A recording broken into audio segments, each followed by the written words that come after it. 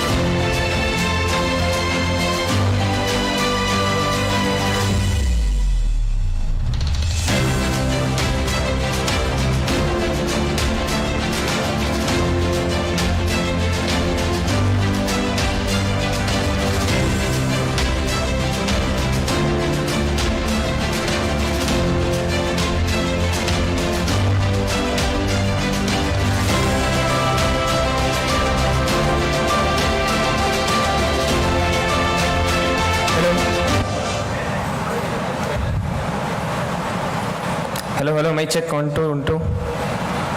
Hello.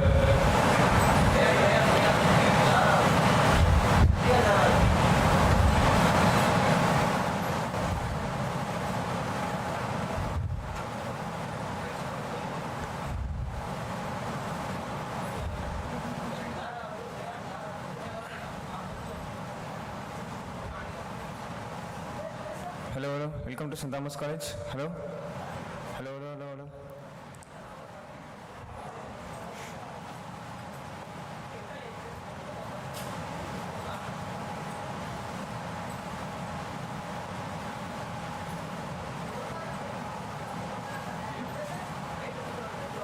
Hello. 1 2 1 2. கேக்குதா? Hello. Check.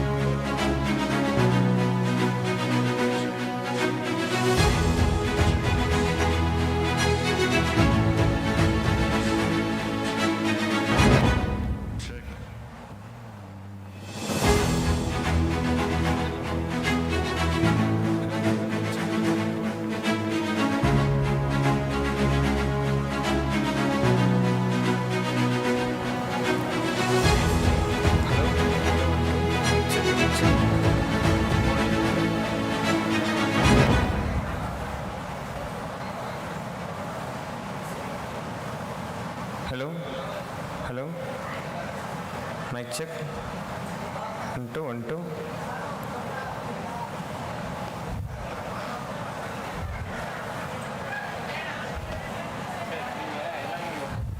Hello, good morning. என்ன சொன்னாரு? What to say? What to say? Kindly take your seats, please, as the guest has arrived. Please take your seats.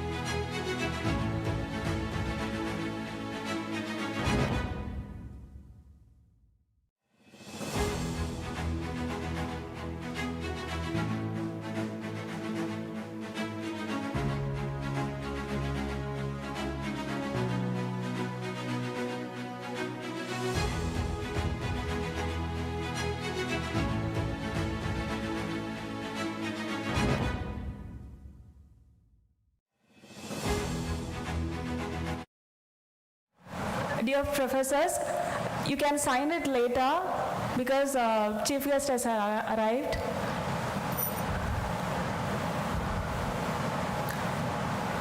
We're going to begin the session in few minutes. Kindly take your places, please.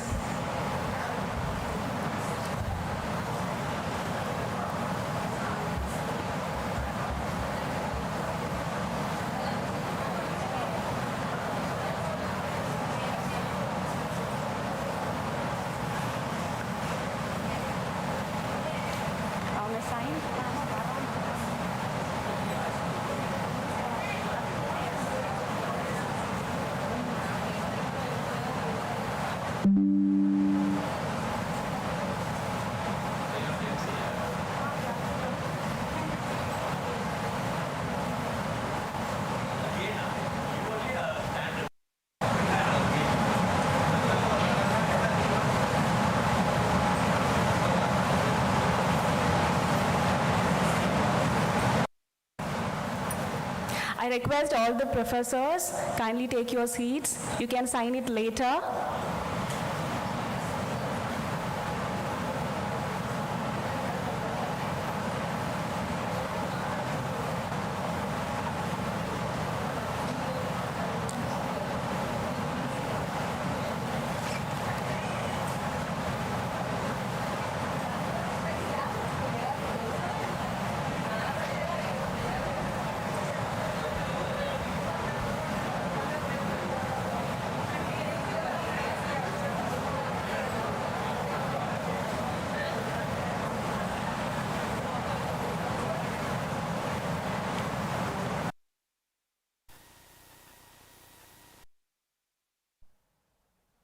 And this is my humble request to the professors who are standing at the back.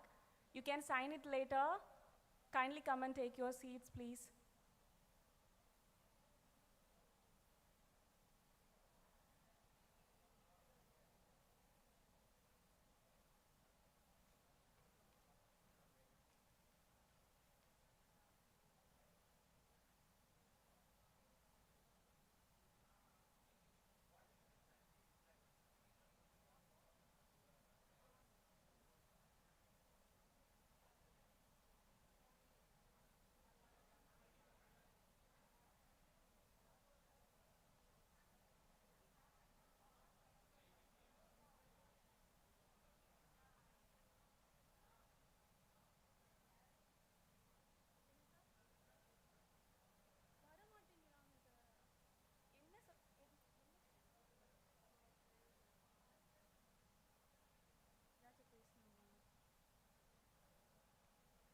I repeat, all the professors who are standing at the back, kindly take your seats here.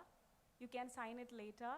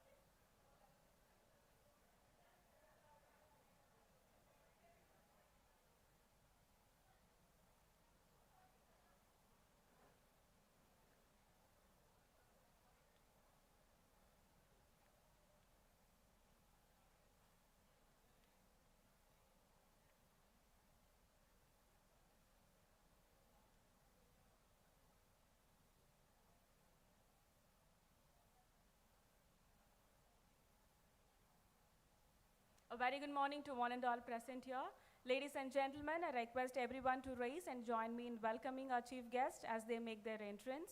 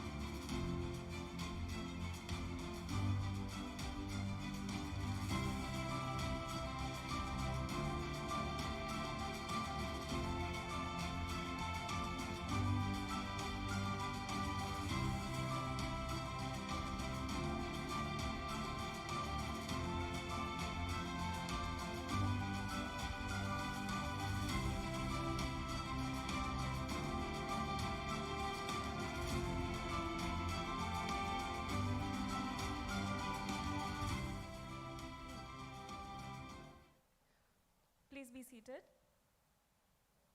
I would like to begin this program with a quote by American writer John Shirley. He says, "Weekends are a bit like rainbows. They look good from a distance, but disappear when you get close to them.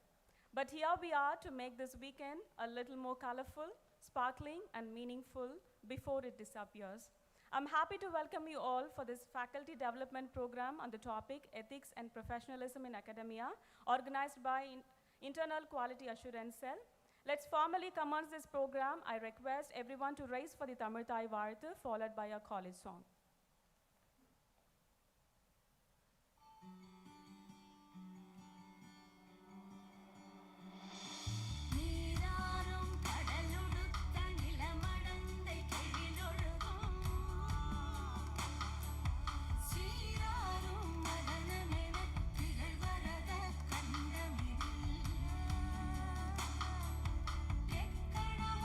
அதிசிறந்த ஞானிடனல் திருநாடும்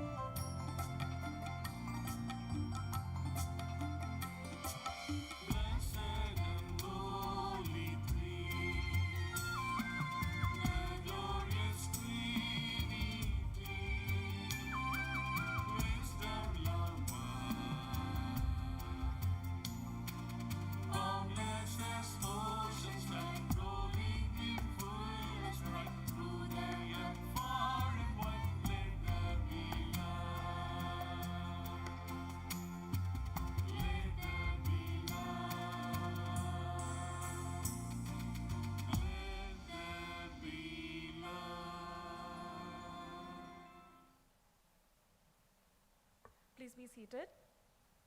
May I now request Mr. Shribi Matai, Dean College Affairs and Chief IQAC Coordinator, to deliver the welcome address.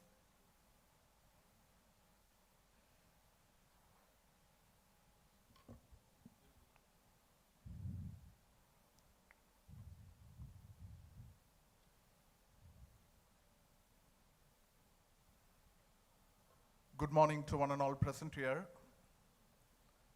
Honorable Secretary, respected Principal, distinguished guests, Vice Principals, Deans, Controller of Examinations, Head of the Departments, esteemed IQAC team, dedicated teaching faculties, professional technical crews, administrative staff, and paraprofessionals. I warmly welcome you all to this faculty development program on ethics and professionalism in academia, organized by the Internal Quality Assurance Cell. As the Tamil proverb goes, Kalvi katrathu katrathu, nandri katrathu nandri. Knowledge acquired is knowledge, gratitude acquired is gratitude. In academia, ethics and professionalism are the cornerstones of our pursuit of knowledge. Through this program, we gain ethical conduct, professionalism, and significance in our academic lives. Through this program, we strive to enhance our ethical systems, professionalism, and excellence in our academic, regain the values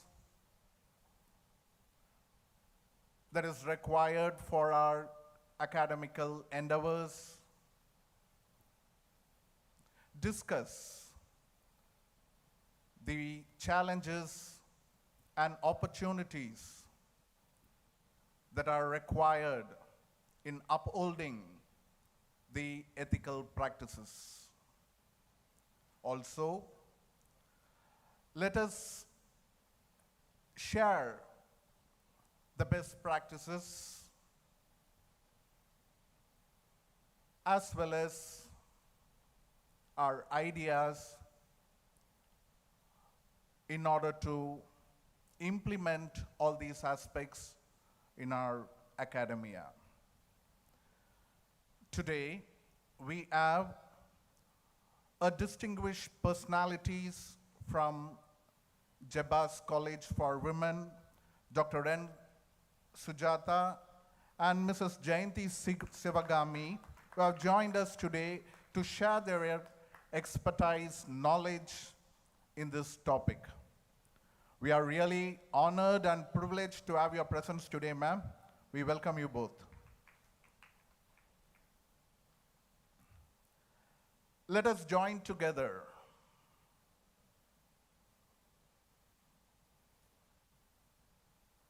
to impart these practices in our day-to-day teaching schedule.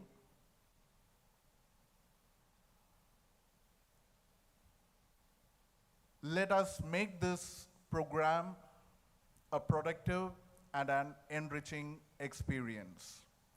May the Almighty shower His blessings upon us to make this event a grand success. Thank you all. Thank you, sir. Now it's time to honor our chief guest. May I now request our beloved principal, Dr. T.S. Prema, to honor Dr. N. Sujata, Associate Professor and Head Department of Sanskrit, JBS College for Women, with a shawl as a token of love and respect.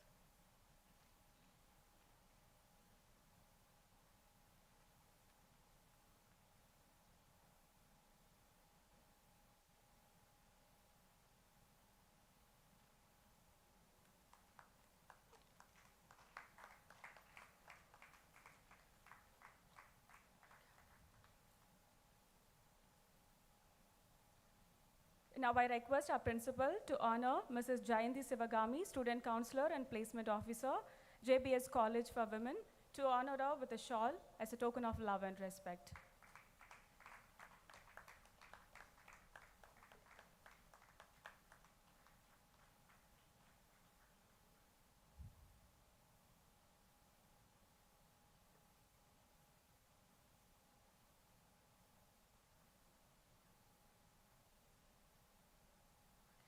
May I now request our principal, Dr. T.S. Prema, to deliver the presidential address.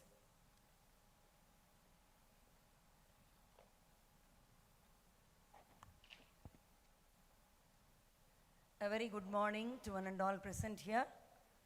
Good morning. Ellam tired ஆயிட்டீங்களா? Throughout the week working and end of the week we become so tired. I know that, but still this is only a rejuvenation camp for you to come out of it.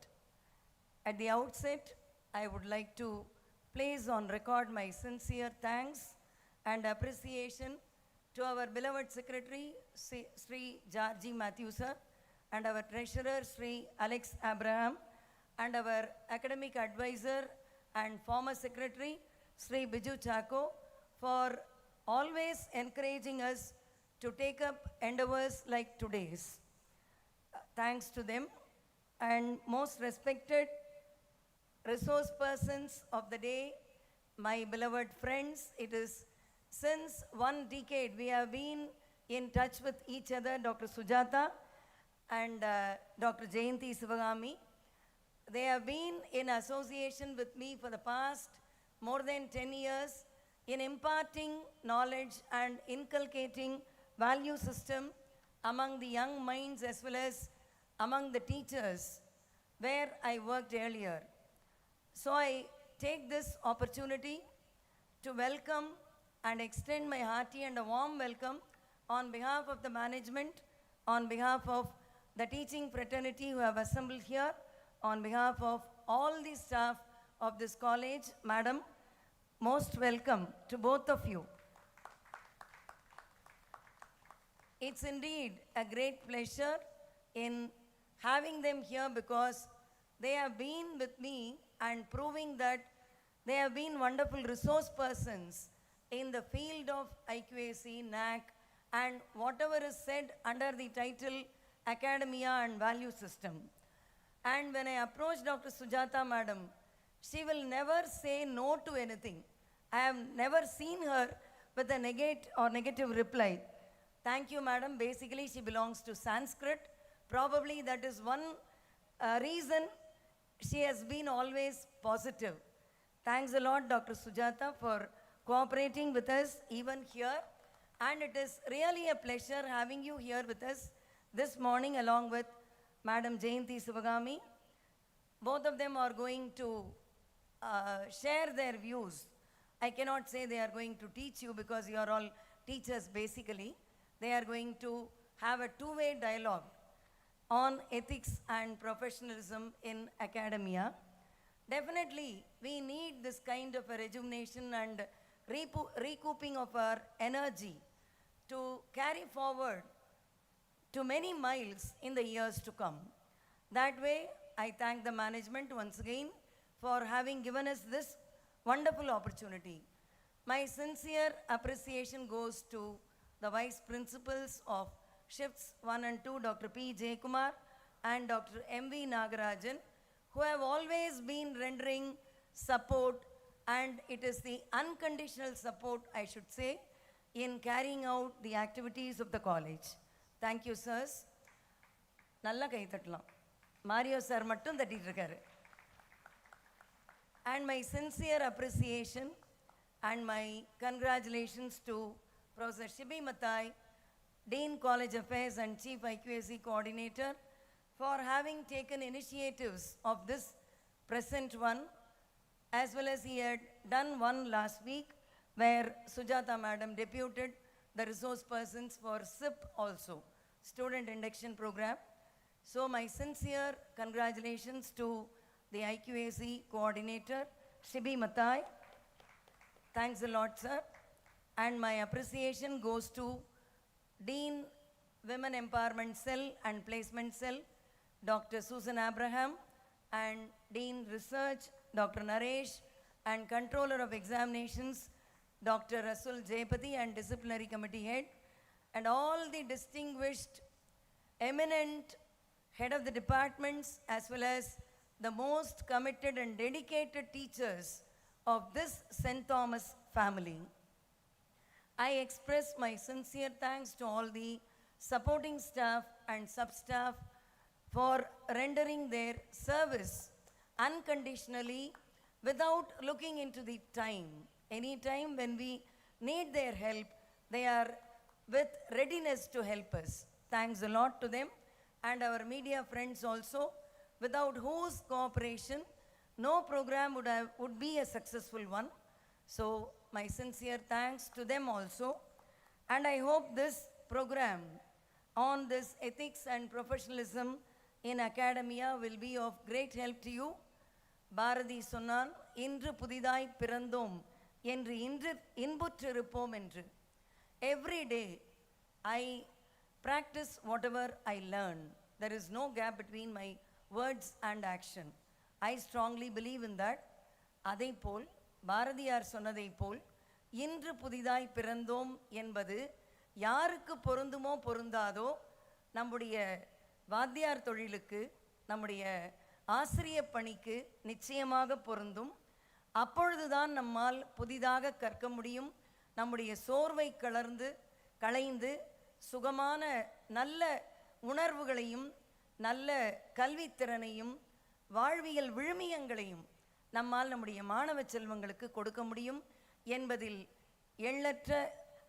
எள்ளளவும் சந்தேகமில்லாமல் 100% நம்புகிறவள் நான். அந்த விதத்தில் ஒவ்வொரு நாளையும் நல்ல நாளாக மாற்றக்கூடிய சர்வ வல்லமை படைத்த இறைவனை வேண்டி இந்த இனிய நிகழ்வு நல்லபடியாக நிகழ எல்லாம் வல்ல இறைவனை பிரார்த்தித்து என்னுடைய இடம் அமர்கிறேன். நன்றி, வணக்கம்.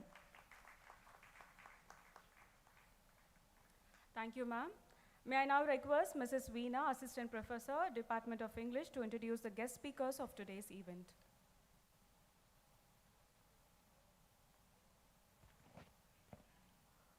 Good morning to one and all present here.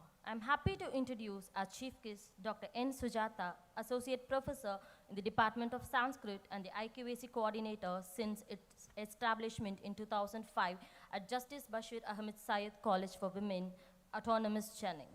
She has compiled the course textbook for Part 1 Sanskrit for her college and contributed to the Sanskrit textbook prescribed by the University of Madras. Additionally, she has authored course materials for the correspondence course in Sanskrit at the University of Madras. Dr. Sujata's extensive role include memberships in the Academic Council at Madurai Kamaraj University and serving on the board studies for numerous city colleges. She is also a university nominee on the board of studies for colleges affiliated with Periyar University, the University of Madras, and Bharatiyar University. In her professional capacity, Dr. Sujata is the Dean of Languages and a member of both the Examination Decision-Making Committee and the Curriculum Development Committee. She has organized and facilitated a multitude of national and international seminars, conferences, and workshops, highlighting her commitment to faculty development and academic excellence, certified in development and institutional quality and policy drafting. Dr. Sujata provides valuable mentoring and counsel services in the accreditation process of higher education institutions. She has been invited as a mock peer team member for colleges undergoing accreditation and regular services as a resource person for faculty development programs across Tamil Nadu. Her scholarly work includes publications on quality metrics in assessment and accreditation, incorporation of moral values for mental health and holistic planning for IQAC. Passionate about ancient wisdom, Dr. Sujata is compiling moral stories from Panchatantra and Hitopadesa and has delivered webinars on Upanishads and epics during the lockdown period. Dr. Sujata's dedication to education quality assurance and the dissemination of ancient wisdom undergoes her significant contribution to academia and society. We are happy to have you here today, ma'am. It is my pleasure to introduce our chief guest of today's event, Mrs. Jayanti Sivagami, student counselor and placement officer and IQAC member, JBAS College for Women. She has an extensive background in psychology and social work with certification in CBT, life skills, counseling, mentoring, and positive psychology. Mrs. Jayanti Sivagami is currently pursuing her PhD in psychology. She brings over 23 years of counseling experience and 17 years in training and development. As an IQAC member for more than 13 years, she has significantly contributed to institutional quality initiatives. At JBAS College for Women, Mrs. Sivagami oversees counseling, skill development, and placement services. Since 2007, she has guided over 4,500 students annually and successfully placed 700 students in top-tier companies each year. She also provides counseling for child victims referred by the Tamil Nadu Women Police Department. Mrs. Shivagami is a sort of a after-resource person delivering sessions in faculty development programs and student induction programs across Tamil Nadu. She consults on accreditation process for higher education institutions and has published several papers on quality initiatives, academic planning, and mental health. Some of her notable publications are Qualitative Aspects of Quantitative Metrics in the Process of Assessment and Accreditation, and Need for Holistic Planning by IQAC in the New Framework. We are delighted to have you here, ma'am. Thank you. Thank you, ma'am. And now we are moving on to the most awaiting moment of today's event. Without further ado, may I request Dr. N. Sujata, Associate Professor and Head Department of Sanskrit, JBS College for Women, to share her thoughts with us. Over to you, ma'am.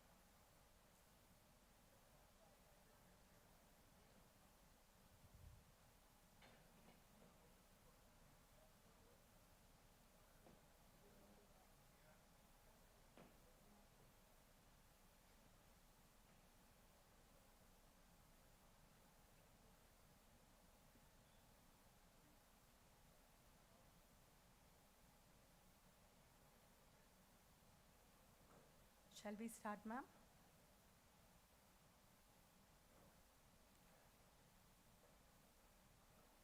Ma'am, shall we start? Yes. So, good morning to all of you. My sincere thanks to the management members, all the management members. Yeah. To the members of the management, my dear friend, Principal, Dr. Prema, the IQAC coordinator, the vice principals of this institution, my dear teachers,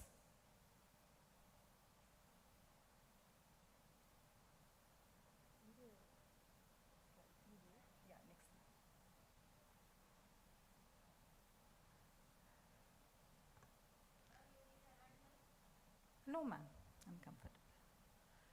So, now let us, this is, the topic is ethics and professionalism in academia. So now I want to begin by asking you, what is the objective of life? I'm sure all of us will feel that ரொம்ப சந்தோஷமா இருக்கணும், ஹாப்பியா இருக்கணும், நிம்மதியா இருக்கணும். I'm sure this should be the objective of all of us. So the objective of life is to be happy. I'm sure all of you agree with me. Nothing more than that. To be happy. Whether you have money or not, we need to be happy.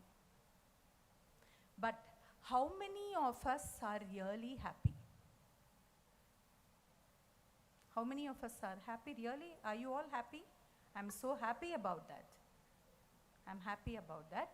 Okay, let me just give you one scenario it could be a hypothetical scenario wherein your management has decided to give you an option of putting your expectation in a bit of paper, a salary hike. What is your expectation in the salary hike in the coming year? That is for 25. Now the year is over. Now we have begun with the new year, 24-25. Maybe next year, maybe it could happen also. What is your expectation of hike in the salary? They ask you to put it in a paper and drop it in a box. Yes, you can put your names, boldly you can put your names and drop it in the box. And some says 10,000, some 6,000 and so on, and with your name it is dropped in the box. And the day has come, the month of June 2025, after a lot of discussion and the management has to undergo a lot of, analysis has to be done. With all that, they have come to a conclusion, yes, we have to give ears to the expectation of our faculty members. And along with the salary, the expected increment is given and it is there in your account. So the month of July, you happen to see an increase of 10,000 rupees as an increment in your account. I'm sure all of us will be damn happy. So 2025 July, you will have an increase of salary of rupees 10,000. So when, let my words become true. So what would be your happiness that day? Imagine your happiness today and the happiness then. All of you go back home and then you keep talking and talking about that. See, I have my, whatever I have dedicated to the institution, it is being paid today. I have a greatest salary hike and you are so thrilled. You want to do so much for the institution. I'm sure I'm just feeling whatever you will feel and I'm just in your place, I'm talking from there. I'm here. So all this, it goes on for a week or so until and unless there is a discussion in the staff room. We have a discussion, a small discussion. Till then, we are so thrilled and happy. Yes, I have 10,000 rupees, so we are thrilled. So after a week, we have a Saturday, a weekend, we all sit there and we have a discussion. When you get to understand that some have only 8,000 as an increment and some of them only 6,000 because, it all depends on their experience and of course their qualification. Everything is taken into account, okay? So that way we happen to see, we are so happy, only 6,000, I have 10,000. So we are very happy. And now you hear the person, another person who is also appointed with you with the same qualification, but then he has an increase of 12,000. Now where is your happiness? Tell me, where is your happiness? Are you happy now? No, it's as the principal has started, this is not a one-way talk. It's going to be an interaction. Will you be happy? Some, few of them said we are very happy. Will you be happy? Just a matter of 2,000 increase, not much, not as much, just 2,000 more than you because he or she also is appointed along with you. Where has your happiness gone? You tell me, are you happy? No. Sure, we are not happy. We will keep scorning the management. We will say only chamchas will get increment. No, we did so much. Nothing. I'm sure I'm voicing yours. I'm not saying anything out of, I too have experience. So everything is out of experience, okay? So we will say only chamchas will get and so you are not at all happy. You don't want to do anything. Let those who get more, let them do things. Why should I do? So that will be your, so you're all enjoying. So that will be your mindset. But a day before, I would say even an hour before, you were so happy. I know my topic is to talk only about the happiness, the objective of life, okay? So you were happy an hour before, but then what happened to your happiness now? Absolutely, that's That's a confusion. Why? Why is there a confusion? Something outside has complete topsy-turvied your happiness. So you are affected by, you are influenced by something which is happening outside. See, happiness is something within. It is not something from outside. But you are so influenced when something you hear from outside, your happiness is totally gone. I'm sure you all will agree with me, yes? That's the reason I told you it's a matter of 2,000 rupees. But that has upset all of us. So something changed outside and you are not happy. Your pressure has increased. Why so much among men folk? When they only come to know their friend buying a bike, maybe 10,000 more than the worth of their bike, they become agitated. See, I was discussing with him about this bike and he bought it. They are not happy about, my friend buying something better than what I have. They are not happy. You should feel happy about, at least I am not able to buy, he is able to do that. But that's not the mindset of academicians. Okay, so so what happens to the relationship? Amongst the teachers, there is a strained relationship. Your happiness is gone. You don't want to be the same way with your friend as you were the day before. There is something, something which makes you keep away from that person. So now you decide from where the happiness comes. Now let us move to the objective of the teacher in the institution. Now I told you about the objective of life. Now what is the objective of teachers in any institution? So I have said it is harmony and coexistence. For everything, say I'm going to draw examples only from whatever is happening in the academic institution, because I'm also here. This is my 33rd year of my service. I'm retiring next year. So with almost 34 years of my service, I will retire from service. So with my experience through these 3 decades in Justice Bashir Ahmed said, I was appointed there, I am there, and I will retire from there. Maybe as Dr. Prema is here, maybe I would be somewhere tomorrow. I have not planned for it. Maybe by God's grace, if something given to me, I will take it up. So, what is the objective of teachers in the institution?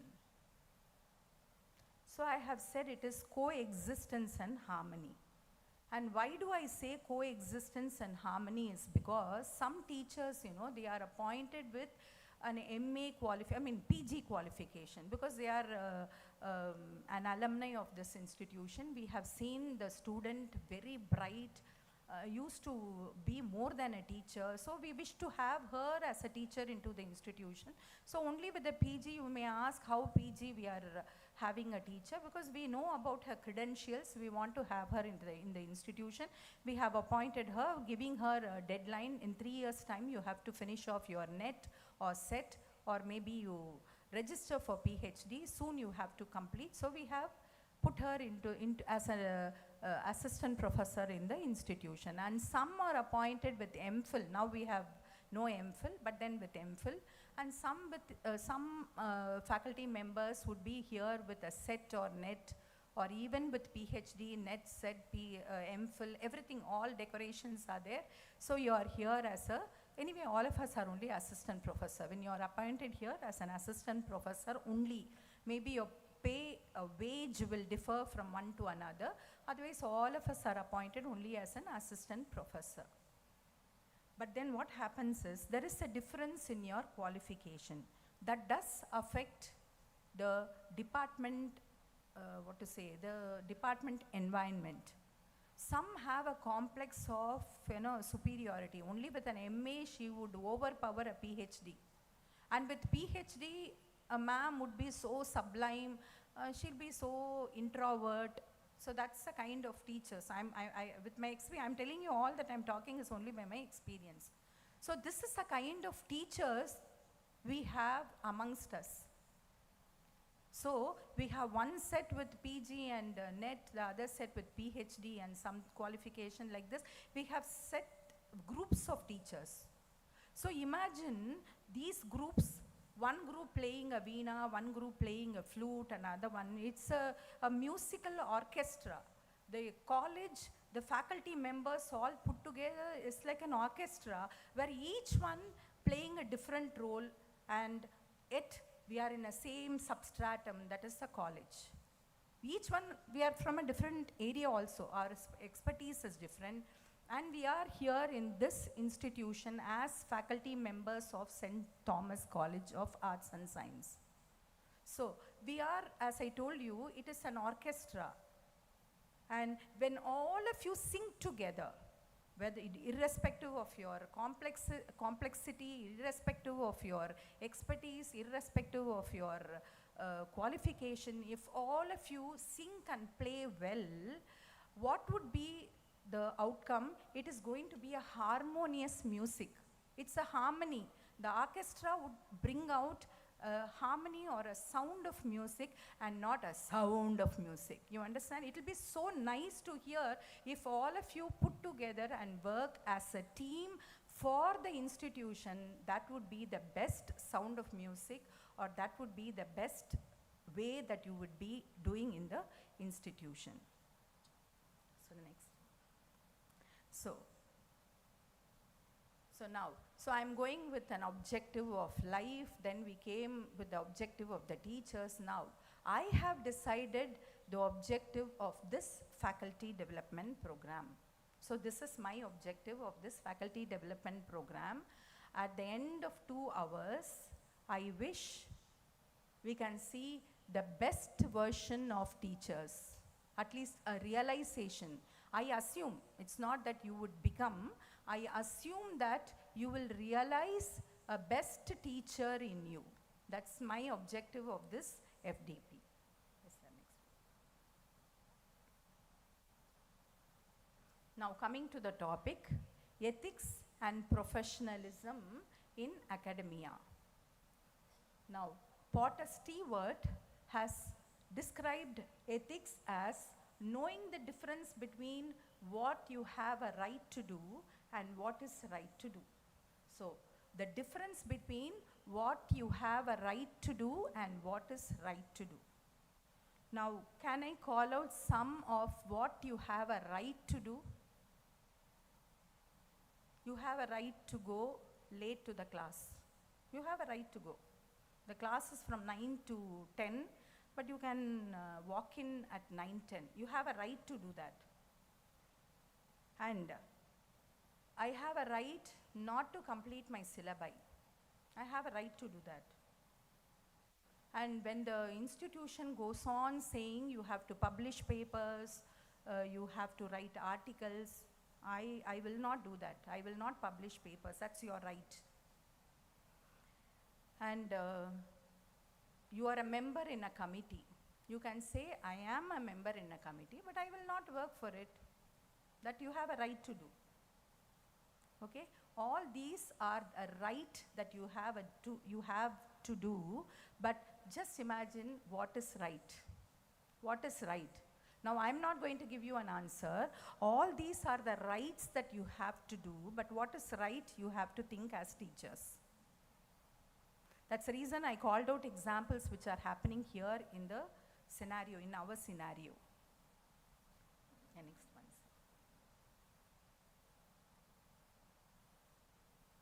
Now, this slide would look like some philosophy class. There are 4 entities in nature.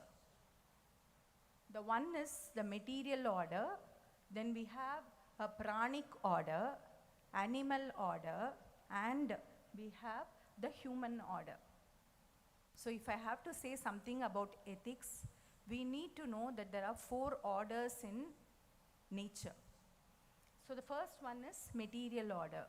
So when I say material order, it talks about insentient objects like sand, rock, things like that. Anything insentient, that too, it's created by God, not what we made as insentient, but then God's creation, insentient objects, they are material order.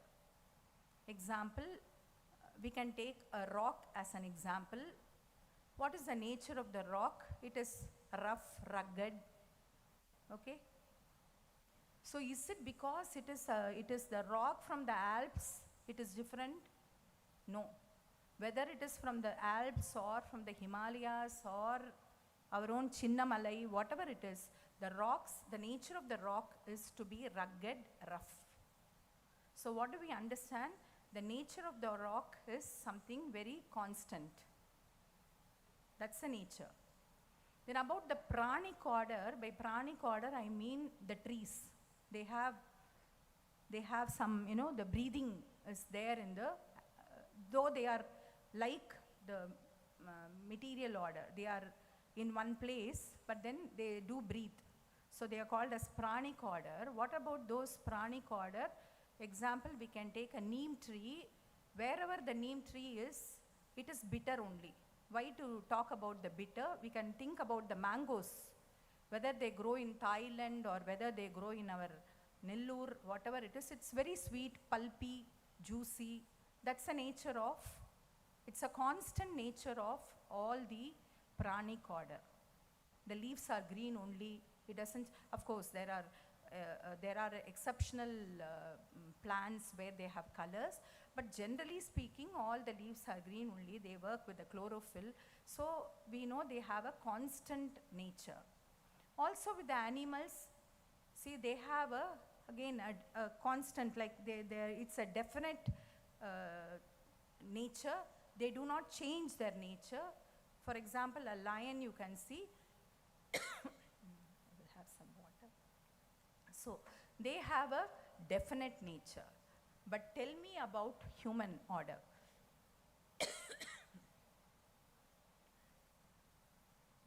Can you tell me about the human order? Is it definite? Is the nature of the man definite? As we have seen the other, thank you. As we have seen the other order, like the material or the pranic order or the animal order, they all have a definite character. But what about the human order? That's a question mark. But one thing I can tell you, even with education, it has not helped us to think deeper. It has not helped us to think deeper, go into the truth to find out what is our real nature, what is it expected of human, we have not realized. Education has not helped us at all. But let me ask you, when our grandparents, they expected certain traits with our parents, and our parents expected something with us, I'm sure we are also expecting the same thing with our children and with our students also. For example, don't we expect respect from our students? Don't we expect hard work from our students? This was expected by our great-grandparents, by our great-grandparents, by our parents, and we as parents, and with our students also, we expect the same. But then what do we say? The generation is changed. We are dealing with the Z generation. I'm sure you are able to connect with me. Our expectation is the same. We do expect them to work hard. We expect them to be obedient. We expect them to show discipline. So all these are the expectations. Whatever our ancestors expected, the same thing is our expectations also.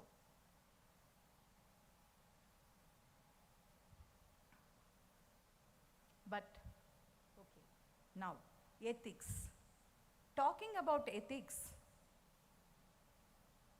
work ethic is important because unlike intelligence, athleticism, charisma, or any other natural attribute, it's a choice. That's the reason I told you we are expecting these ethics from our children, from our students, but are they to do it? No, it is a choice. The same thing with us also. In a workplace, ethics are there, but it is our choice whether we are going to follow that, whether we are going to adapt. It is our choice, as we expect from the students. So it says, unlike intelligence, athleticism, charisma, or any other natural attribute, like we have seen singers in the family of singers, the children will start singing even at the age of 3. Artists, these are some natural attributes, but ethic is not a natural attribute, it is a choice. Amongst the two, whether you are going to have this or that is your choice. That's the reason I am here to tell you, to remind you. It's not to teach you, but to remind you that is our status. What is it that I am going to choose among to do or not to do? To take it up or not to take it up?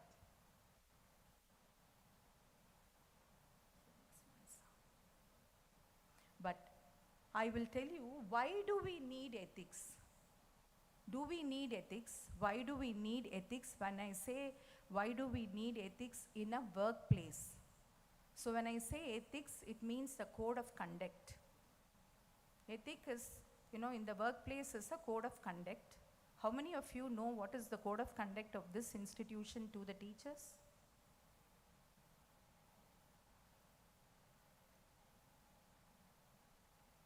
Have you read through? Yes or no? Have you read through the code of conduct that is meant for the teachers here in this institution? I have not looked at it in the website. I have not seen that in the website. Because in the calendar, we have the diary that is given to the students, we have a code of conduct listed out for students. There is again a list of code of conduct for the teachers also. If you have not seen it, maybe you should have asked for it. You should have asked for the code of conduct for teachers. You should know. What is the code of conduct? For teachers? No, for teachers, ma'am. Okay. Because we went through the, okay. Because we went through the website, it was not there. So I thought it's, because in our college we have only the code of conduct for students in the handbook, not of the teachers. Okay. So it is there in the handbook, which I have not seen. So there is a list of code of conduct for the teachers. Now, why is there a code, why do we need a code of conduct? Because code of conduct is, how difficult for the institution or for the management or maybe for the principal of the time to list out the code of conduct is so difficult, because they have to take into consideration all the stakeholders, the parents, the students, others, the industrialists, the management, everyone. They have to consider all of them, and then only they have to draft the code of conduct, because there should be a transparency. That's the reason it is given to you. We are very transparent. Something happens within the department, within 2 or 3 teachers, what is it? We have a code of conduct. Accordingly, we will take action, or how to resolve the matter, we will take it up. So, considering all the stakeholders, only the code of conduct is drafted. So we need a code of conduct, because it is something not just restricted to the teachers, but it is for everyone as stakeholders. Then, not only that, it will involve, or it will take up cooperation. When I say cooperation, what is meant by cooperation is when the teachers amongst themselves, when they perform something without ego, and also mutually when they understand what is required in this situation, and when they do things, there is a cooperation amongst the teachers. So this code of ethics would help you to cooperate amongst yourself and go on with the work. And in fact, this would become a welcome institution. When you cooperate and coordinate and work as a union, then this institution would become an enlightening institution. And then, above all, it is a sustainability. When I say sustainability, when your work culture proceeds in the same way, what happened? The institution is able to sustain long. As we know that Loyola has completed its centenary. How was that possible? Because they had a code of conduct for the teachers, for the students. So there was a discipline which went on for years and years together, which had brought that institution. I'm just calling out the name because that's one institution which has completed 100 years of service as an institution in this city of Chennai. Of course, University of Madras is there. Apart from that, as Arts and Science institution, it is Loyola. We are the next year, that is 2020-25, we will be completing 70 years in the city of Chennai. So there are, and I think Etiraj would be 72 or so now. So there are institutions which are going for year after year. Why is that possible? Because they are going in a streamlined process. There is an ethic which takes the institution. There is an ethic not just for the teachers or for the management or for the students, but it is a wholesome ethic, you know, which has been pulling the institution for years and years.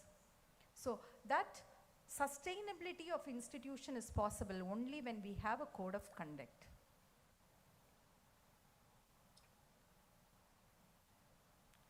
But you know, one thing about this is whether we follow this code of conduct or not.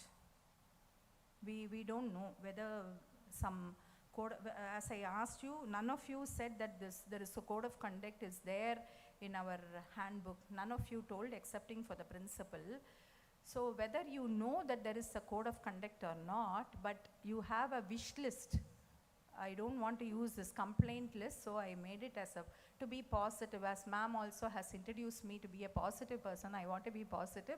I don't want to say it as a complaint list, but it is a wish list for the institution. You will have a big wish list. If you want, I can even call out this 1 or 2 wish lists that you have. I'm sure you will say, principal is here right in front of all of us, of me especially. You will have one complaint that principal goes on round, but you know, she's very partial, biased. She does not peep inside every classroom. I will tell you this one, because we also do that. That's the reason. Whatever I am telling you is what is our experience. She'll come to the block, she will leave my classroom, she will go to other class, and then she will go back, and then later when she sees me, were you in the class? That's a question she will ask. But she would have missed my room. And she will ask me, were you there in the class? And then what is my conclusion? Because I know I am very intimate with my principal, I know she would have missed it just by chance and would have gone. But what would I think? She's a biased person. She missed my class and she's asking me whether I was there in the class. Okay? And then I will tell you another most very often what the teachers have as a complaint is, I am the class teacher. I am the class teacher and I have lots of work to do. I have to do the consolidated marks, I have to get ready with the report card, I have to meet the parents, and tomorrow they will send me one circular stating get the database of the students for examination, UNIMS. UNIMS, you have to get ready with the database of the students and send it, and then they will call for a database for a scholarship. Now non-Mudalvan is another one, the government is another one, you know, what is not amongst the college that is there from the government, so they want some list for non-Mudalvan. They want for the examination, sir is here, for the examination you need to have a database. So one after another they will be asking the database. I have to prepare all that and send it as a class teacher. But is there any concession in the workload? I am a class teacher. No concession is given as a class teacher, no concession is given to me. Okay? So that is one of your wish list. I think I go with you. உங்கள் மைண்டை நான் read பண்ணிட்ட மாதிரி இருக்கு. அதுக்கப்புறம் duty is given for several occasions, but the same teacher will get the duty. And what is our complaint is, why don't they rope in all the teachers? அவ மட்டும் சும்மா உட்கார்ந்தே இருப்பாளா? எங்களே எப்போ பாரு all the time only I am given the duty. Many are enjoying at the back, ma'am. I'm voicing them out. I'm voicing them out, ma'am. And why to leave the heads of the department? The heads of the department will say, I will tell you what are the complaints from them, a wish list from the heads of the department. They will say, only few heads will be drawn by the principal. I don't know, pa. She will draw and she will give us one position.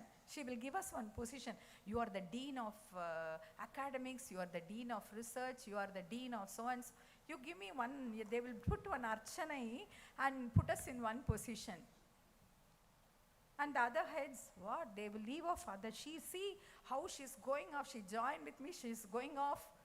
Just like that, she's going off will be the heads of the department complain. Okay?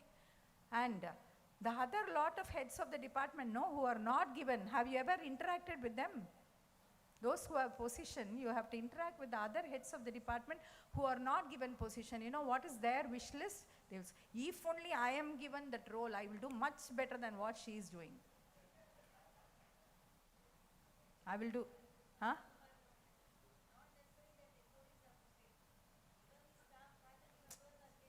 Ma'am, ஒரே டீச்சர்ஸே சொல்லக்கூடாதுன்னு heads சொல்லிட்டேன் ma'am. I know the teachers will have it as I don't want to say as I told you as a complaint, but as a wish. Why don't everyone be roped in? Yes, ma'am.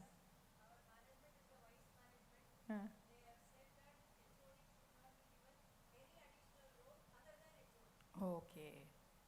But in our institution, and invariably it is the HODs who will play double role. Almost all the heads. But as I told you, one or two will be left out with, they can enjoy. They can enjoy. They're always branded to enjoy. But one thing here, I would like to say, we have identified the problem. So teachers have identified the problem, isn't it? You have identified the problem, and not only that you have identified the problem, sometimes you can sit and analyze the problem also. Idu ippadi pannirkalam, adu appadi pannirkalam. So we sit and in the room போட்டு யோசிச்சு analysisக்கும் வந்துருவோம். இப்படி தான் பண்ணணும், அது இப்படி பண்ணியிருந்தா better, it would have been better. We would have got A++, you know. Why we failed is because here they did like this. I was thinking, this is how we analyze the problem also. We analyze the problem, and sometimes we find the solution also. We find the solution. So we find the solution. After analysis, the solution is there in our hands. But I will ask you, will you be a part of the solution? That is where I want to ask the teachers. I have voiced out whatever you have, but I'm also putting it as a responsibility. Will you take up a role of being a part of the solution? Will you do it? You call them, ask them to do it, they will say, you, no ma'am, I have a lot of other work to do, ma'am, no ma'am, please don't call me, please ma'am, not now, maybe next time you call me, I will do it, not now. I'll tell you, this is what is happening. I'm telling you example from my institution. As a IQAC coordinator, I'm here for more than 10 years, I'm telling you, this is the response that we get, but we will get complaints. We will have list of complaints through we will receive it. Straight away, they don't come and tell us at all, because ours is 300 plus teachers with day and evening college having a student strength of 7,500. We have 300 plus teachers. So the complaint will not be direct. So it is always through, it will come to us. We will somehow it will reach our ears. So once the position is given to them to do something, they are not with us. So I want to place this in front of you. What is your position? How are you in this institution? How are you supposed to be in this institution? Okay, so the next one, sir. I'm leaving everything. I'm not giving a solution, because the solution is, I'm not to give a solution. You have to think and analyze, and then you have to come to a conclusion. Now going into the fundamental ethics in academic arena. So there are few fundamental ethics. So one by one, we may look into loyalty towards duty. So this is one of the fundamental ethic. and in that willing to stay through good and bad times, and then institutionalizing institution goals as personal goals, giving extra time, energy and commitment whenever required, giving a positive representation of the institution, and sometimes putting the institution ahead of personal, family and other consideration. So these are, if I go to, to describe one and each one, I may again have to draw examples only from what is happening. In the case of willing to stay through good and bad times, if I have to ask how many of you stay back while you were in the verge of submitting your SSR or NIRF? Were you there till the e-submission was made? Till that last moment? Because they all have a deadline. They have a deadline after 45th day, midnight, 12 o'clock, the portal will be closed after the IAQA acceptance. The clock will start ticking 1, 2, 3, tuck, tuck. So it will go on. It is the reverse. It will say 44 days, 43 days. And when you have a 0 day, how many of you were here till 12 o'clock to submit the SSR? And it's not just that. There are bad times also. Sometimes you will upload a document. The next day when you come over here, the document is not there. It is lost. You have to upload again and again and again unless and until the portal accepts the document. So odd times are there. That's why I said bad times. Bad time is sometimes we are unlucky. Things happen, we have to go on doing it. So also in NIRF, all that goes with the deadline. Are we with it? Are we with the institution to stay through good and bad times? I don't know how many of you are doing that. And internalizing institution goals as personal goal. Now, do you know what is the goal of this institution? What is the goal or objective of this institution? And are you working towards the objective of that? I mean, what was the objective of the college? Yes? So 2 ma'ams are there to nod in front of me. All the others I don't know. Yes, are you working towards the objective of this institution? Yes? I'm so happy about that. Then, giving extra time, energy and commitment whenever required. It's not everyday basis. Not that every day, I don't know the timing of the day college, the shift 1, I think it closes at 2 o'clock? 2:30. 1:30, so it's nice. Because we work up to 2 o'clock. 8:30. We work from 7:55 to 2 o'clock. And our signing time is 7:55. Okay, I will come to that also. Okay, so giving extra time, not every time. Not every occasion you are, whenever it is required. Whenever it is required, if you are able to give some extra time and energy, not time always. You can give some extra energy also. You can go home and work and then do the institution work. Some energy for the sake of institution, that proves the loyalty that you have for the institution. The loyalty towards duty. Then giving positive representation of the institution. This is one thing I wanted to tell you. When student comes saying, ma'am, I came late, late fee, I don't know about your institute. We have late fee for the students. If they come after 8:15, they have to pay a late fee. 7:55 is the college working time. If they come late after 8:15, they have to pay 30 rupees as a late fine. So the students will come to the teacher and they will say, ma'am, every day I'm paying a late fee, ma'am, because I'm coming from Koyambedu. There is no straight bus to St.Thomas. There is no straight bus, I'm telling you, there is only one bus. Some 12 series, one bus is coming. There is no straight bus from here to St.Thomas, because I have a student who always have a complaint that she's coming from Koyambedu, and now that even to use the Metro, she has to alight down somewhere and then take, I think at Alandur, she has to go down, something. She'll tell me. That's how I'm quoting Koyambedu. So there is no straight bus, and for a student to reach by 7:55, for 3-4 days, she's constantly late. She will be paying every day 30 rupees, what she would be paying for the metro. And so she came and told me, ma'am, in the Madhuri practice, please ask the management to do something. Because they came to me, I told them in a nice way. Otherwise, you can say, this college is like this only, pa. You can give a misrepresentation of the institution. You won't say it is to instill discipline. You have to say it is to instill discipline. Maybe you can start 10 minutes earlier. This is how we have to give a suggestion. Never misrepresent the institution either to a student or to the institution outside. Whenever we go outside, if they ask something about St. Thomas, you have to speak high about the college.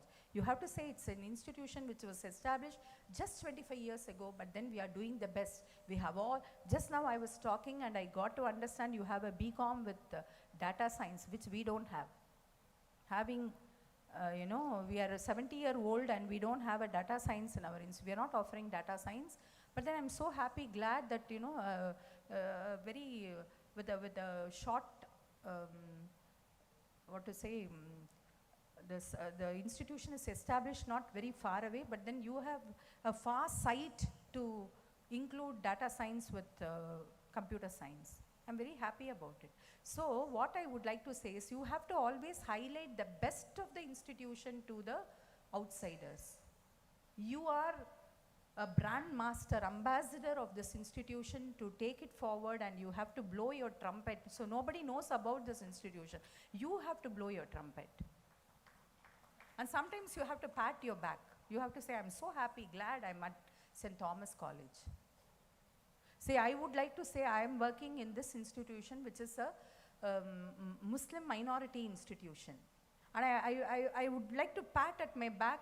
For the last 33 years, there is no kind of, there was always, I have seen harmony and secularism, where whenever there was time to select people, they have always given preference only for those who are worthy of the position, and never it was under the position of minority. I want to give this position to a minority Muslim.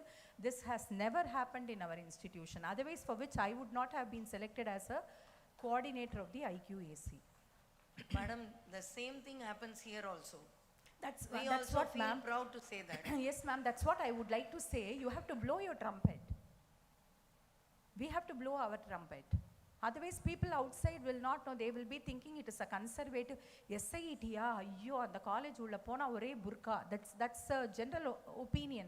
But let me tell you, we have to give, arms to the Muslim minority, because the institution is established to bring the downtrodden Muslim girls to study. That's the basic reason why they have started the institution. So they cannot go away from that. They will do it. But how are the others treated? That is the most important. There was not a day I have felt why I have joined this institution.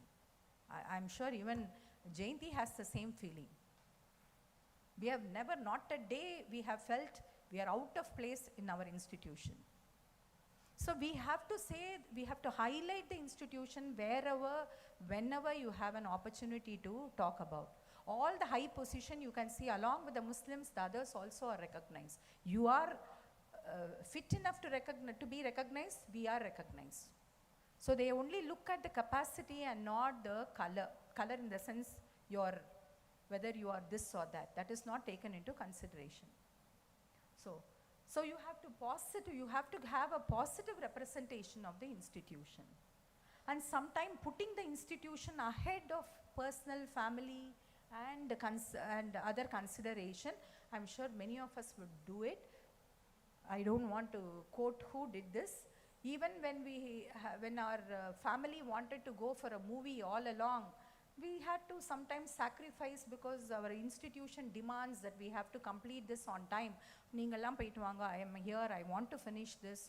By tomorrow I have to submit. So sometimes we need to take the institution ahead of our family. I'm not telling, see, there are so many marriages which we are not able to go because the SSR had to be submitted on a deadline. We have sacrificed the family. We have to do that. That proves the loyalty that you have towards the institution. So next one, sir. So about punctuality, so I have a beautiful quote for punctuality. You can see, if you cannot be on time, be early. Early is on time is late, late is unacceptable. So, as I told you, we have our biometric signing time is 7:55. Okay, I'm telling you about JBAS. And the classes, the first hour begins at 7:55.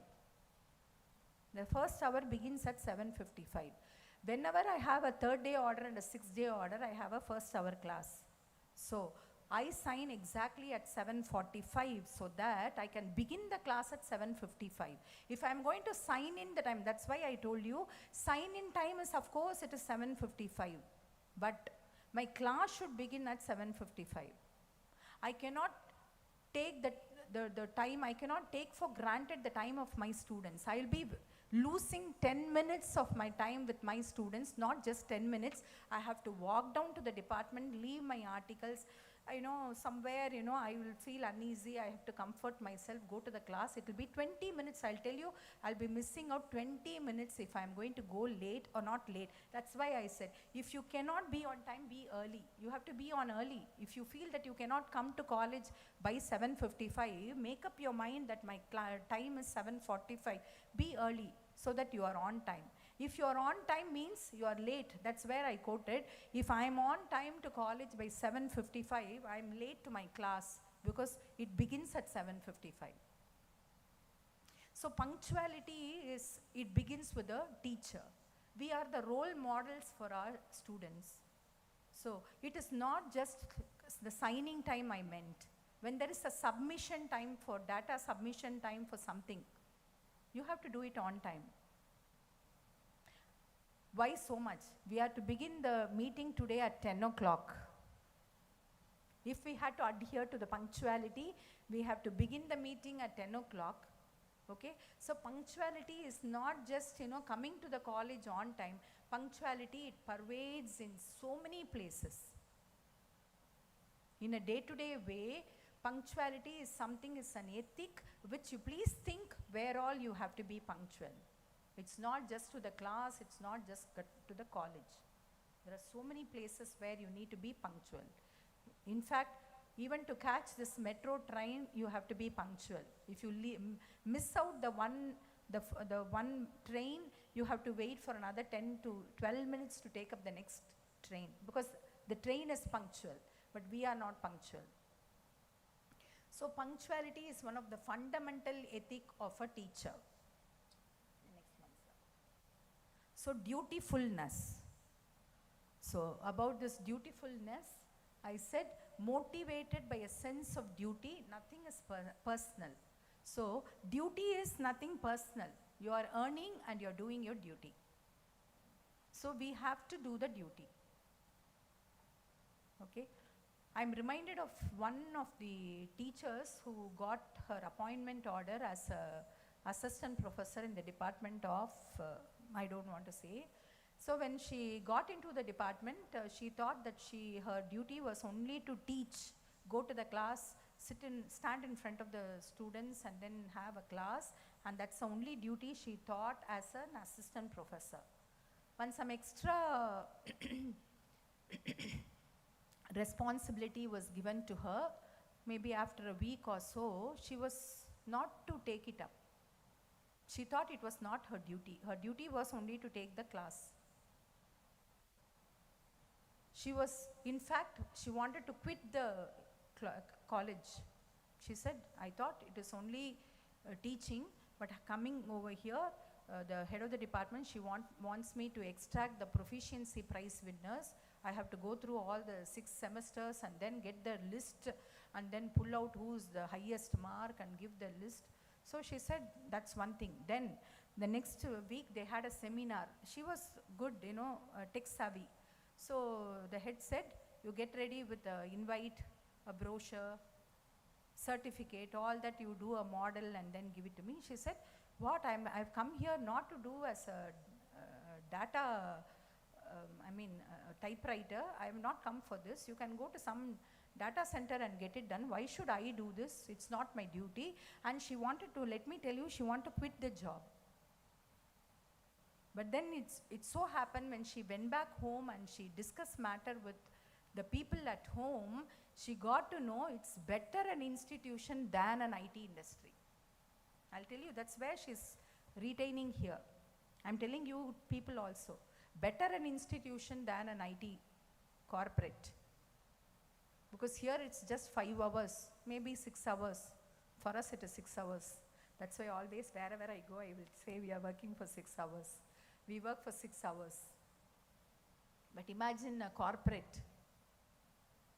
You will have to work for 8 hours, and that too with 12 hours. I thought it was 8 hours. So it is 12 hours. I get corrected. It's 12 hours in the corporate, and you are given a target. You have to achieve the target, answer the lead, which I know many of our family people used to say, answering the lead is the greatest headache for them. So all that, we don't have any of such trouble here, but do your duty. Be dutiful. That's what I wanted to say. Not the pin kadayella edukuna, to tell you, do your duty. When you are here to do the duty, please do your duty. There is nothing, your duty is to be a teacher, so do all that is connected to teaching. Okay? To be dutiful is one of the fundamental ethic of a teacher. So the next one. So the next one is the respect for the institution. It is the respect, of course it is respect, but respect for the institution. So if you give respect for the institution, you get back. I'm telling you, if you give it, you get back. You give small respect to the institution, you will get back in boundary, you will get back. Not just a little, some recognition is there for you if you do it to the institution. Please respect the institution. I'm running short of time, I know. So respect and admiration for co-staff. It's not just the institution, you have to respect your co-staff. When I say co-staff, it is not just the colleagues, your non-teaching, and the students, the principal, the management, all of them, you have to respect everyone. Why? Because first and foremost, you have to realize that everyone are not the same. Each one is different. In your own department, everyone is different. So you have to treat them uniformly. In your department, outside the department, the students, everyone, there is some kind of respect that you owe to everyone. So respecting is not just by your action, not bending down and all that, it's not respect. Your tone, the tone that you use when you communicate with someone. Whether you are able to listen to when someone says something to you. If you disrespect listening also, it's disrespecting. Sometimes, we have seen that they don't listen. They may show respect, otherwise communication also, they're very nicey, they talk so nice. But then when you start saying, they just move away, that's a disrespect. So please respect your co-staff. Then positive attitude. So positive attitude is, you always expect success. You don't think, idu enna pannalum idu onnu nadakadu. No. The panna idu nadakum. That should be your attitude. I have a small story here when I'm sure many of you know, or I think all of you know the story of Mahabharata, wherein Dronacharya once asked Duryodhana to go around the city of Hastinapura to find out how many in this city are good people. You go and make a census and bring back to me as how many good people are living in this city of Hastinapura. He went from door to door. He spoke to people. Like, you know, our census people coming, he went from door to door and he spoke to people, and he came back after 2 days to Dronacharya and he said, I find not a single person good in this city. Everyone, he's like that, he's like this. No one is good in this city. That was the conclusion by Duryodhana. The next day Drona said, Yudhishthira, he sent Yudhishthira around the city and he said, you go and make a census and come back stating how many are good in this city. He came back by saying, everyone is good in this city. And when Drona asked, are everybody good? He said, there is some goodness in everybody. That's what I want to say. There is some goodness in everybody. Not that everything is good in everybody, but there is something good in everybody. So pick up only what is good in someone. So that is the positive attitude.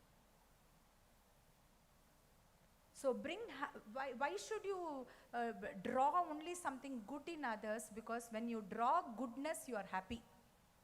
You are not happy. I'm telling you, all that is happening with our experience only. I'm telling you, what I'm quoting here is all that with the institution experience in every institution. And it's also a motivation for our own self. So if you keep away from negative thoughts, that's very good. Honesty. This is another one. Inga poi solli, anga poi solli, ore poi mela poi, I don't know. What for, I don't know. So be honest. ஏன்னா பொய் சொல்லிட்டா ஒரு விஷயம், என்ன பொய் சொன்னோம் நமக்கு தெரியாது. வேர் இவங்கிட்ட என்ன சொன்னோம் தெரியலையே, அவங்கிட்ட என்ன சொன்னோம் தெரியல. That's a big confusion. So be honest. You need not fear anything. So tell the truth. And another thing with teachers, I tell you, if you are honest, you can spread honesty with your students also. You can spread honesty. Not only Satyameva Jayate, but I will tell you, it will spread like a fire. If you are true, students also will be like that. So be trustworthy, be honest. Yes, sir. Then this fairness and courage. So this is the last one. That's all, fundamental ethics. I don't want to go beyond that because followed by me, you know, Mrs. Jayanti has a big list. So I don't want to trespass into hers. So Jayanti will take up the rest of the professional ethics she will be doing. I'm doing only with the fundamental ethics, okay? So this fairness. Fairness is, where do you think as teachers we need to exercise fairness? யாரா ஒரு ஆன்சராக சொல்லுங்களேன், நானே பேசிட்டு இருக்கேன். ஒரு answer சொல்லுங்க பாருங்க. Fairness. Fairness. Where do teachers exercise fairness? இந்த கரெக்ஷன் பண்றோம் பாருங்க, அது அவ கருப்பா இருந்தா அவளுக்கு ஒரு 1/2 மார்க் கம்மி.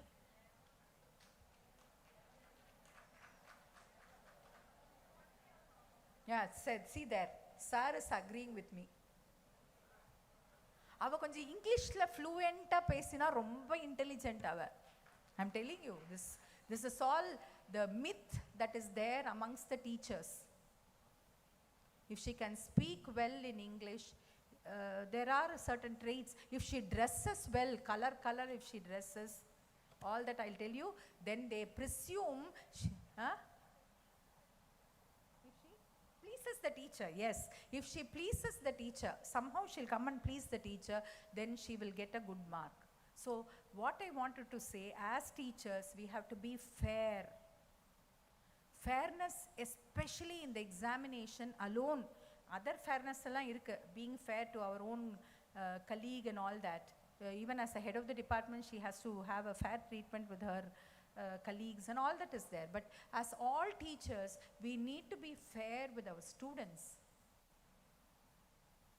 So evaluation, especially when you take up an assignment, which is CAA, that is an internal mark. When they calculate for 25 marks, we have one assignment where we generally give a group assignment. It is easy for us, no? When I give a group assignment, easy for me to correct. I can ask three students together make one assignment, and what do? The one who presents will get 5 mark, the other who is by the side will get 4 mark. Why? Because she has not presented. But who has worked? The other two has worked. We have to be fair. Wherever where students together are involved, we have to think and give them marks. So fairness we need to exercise, especially not being partial. We have to exercise fairness in examinations. And then courage. Doing the right thing even at the risk of inconvenience, ridicule or social status. Okay? Risk, like for example, when you send the student for examination, you take a risk, she lacks attendance, but then you have to be courageous to send her because you know the background, why the student had not been coming. Okay? You have to take up the courage, or you have to take the risk of sending the student to for the examination. Illa aval anchu fail aita ennoda pass percentage kammiyachu, I will not send these students because it speaks on my pass percentage. No.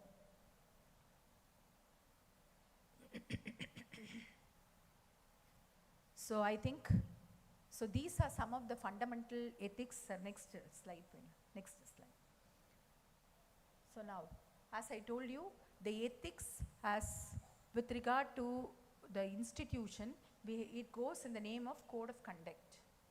We have the code of conduct, which the objective of the code of conduct is listed here, to improve the quality of teaching. It is not to improve the teaching, but to improve the quality of teaching, that we have the code of conduct. And then to inculcate the feeling of professionalism among teachers, the code of conduct is drafted.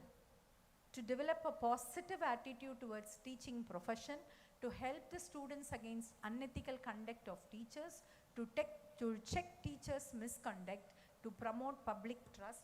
So these are the objective of drafting the code of conduct. Because from time the next one. The next one. Then what would be the result of implementing this code of conduct? It would be a streamlined decision-making process. I think you understand this. I will just explain one thing, the streamlining of decision-making. See, when something goes wrong in the department, in many departments, it is the same process that we undergo for taking up the matter. Like for example, I'll tell you one example of junior staff disrespecting the head of the department. This happened in the Department of Computer Science this month. Next month it happens in the Department of Commerce, because I happen to see both the heads of the department. I'm talking to you about it. Okay? So it happened in the Department of Commerce next month. How the treatment is given for the Department of Computer Science, the same thing will be given, because the decision making is streamlined, because we have the code of ethic. So the code of ethic will help us to streamline whatever is the decision that is made by the management. Okay? So streamlining the decision making and teacher satisfaction. Once you have the code of conduct, you have all kind of welfare measures. You are entitled to take leave for 12 days. Have you seen? All that is listed out in the code of conduct. You are entitled to take so many ELs, CL, and then maternity leave, all kind of leave, medical leave, all that is given to us only in this code of conduct. So there is a satisfaction to the teachers because you have the welfare measures. And then reduce staff turnover. How many teachers are here above 20 years of service? Because today I happened to meet a sir whose service here in this institution, I mean from the time this institution and this place at Koyambedu was established, he is working in this institution. Hats off to that person. And I said that I understand the ethical base of this institution. I'm sure many of you teachers would be having, at least few of you, I see some are young teachers. I also see some senior teachers, not old, senior teachers. Even I'm old then. No, I don't want to be called as old. I'm a senior teacher. So I see some experienced teacher. So some experienced teachers here, that shows there is a less staff turnover. It's reduced. The staff turnover is reduced. Why? Because you have a code of conduct. And then attract new and talented candidates.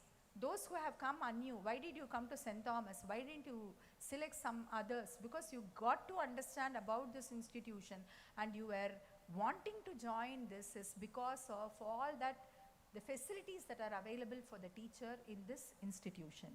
And also improved work culture that will happen in process of time, and also improved public perception or reputation.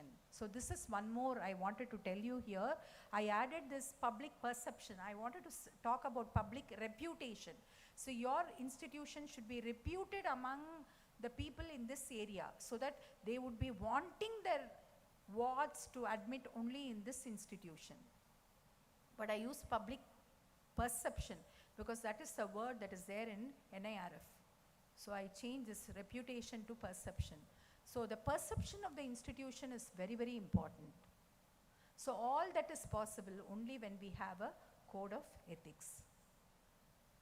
Now, I will wind up by saying it is a reiteration. What is ethics? Ethics refer to a set of moral principles and values that govern one's action and decision. Okay? It's a decision after which you make an action. It involves distinguishing right from wrong and acting in a manner that is considered morally acceptable. Okay? That is ethics. You have to distinguish what is right and wrong, and you have to decide what you want to choose from among the two. Now, before handing it over to Mrs. Jayanti, there are some features which are common between ethics and professionalism.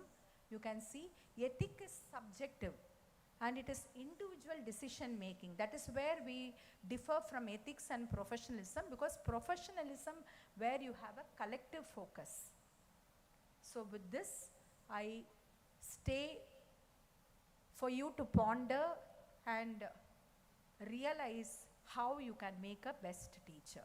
Thank you. Thank you for a patient listening. Thank you.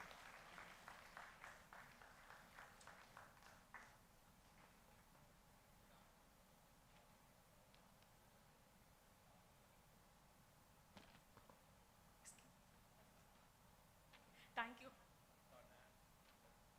Thank you so much, ma'am. That was indeed a wonderful session, and it was thought-provoking and meaningful as well. And now let's take a short break. Now time is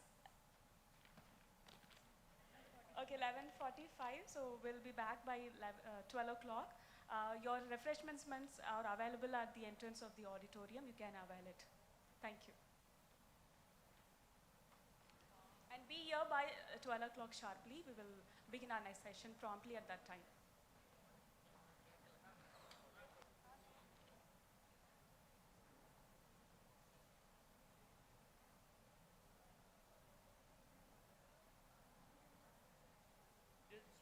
Mic check.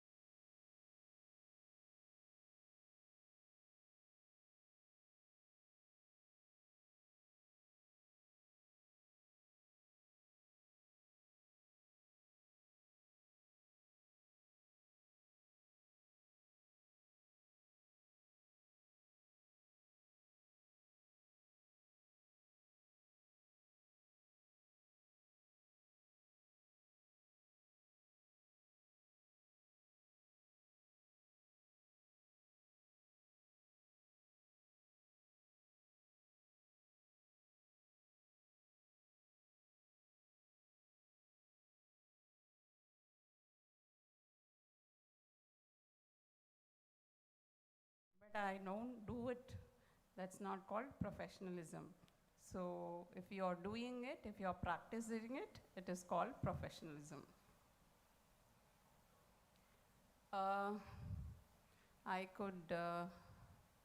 There are many definitions for professionalism, but I opted this because knowing the rules, knowing the institutional rules, following the guidelines, and doing the duties, and taking up the responsibilities related to your profession, related to your teaching profession.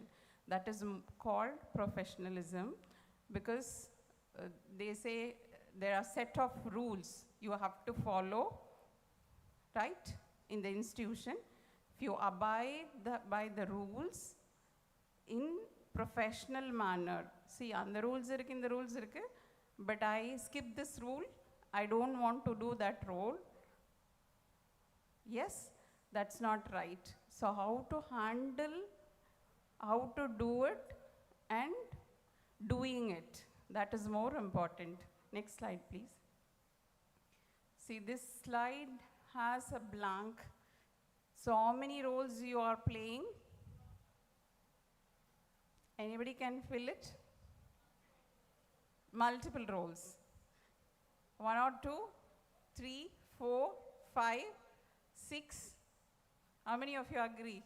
6, 7, 8, 9. We see, it depends on, it varies to teacher, okay? So if you are given an additional role, you play a mentor, motivator, teaching, facilitator, it goes on, the list goes on and on, right?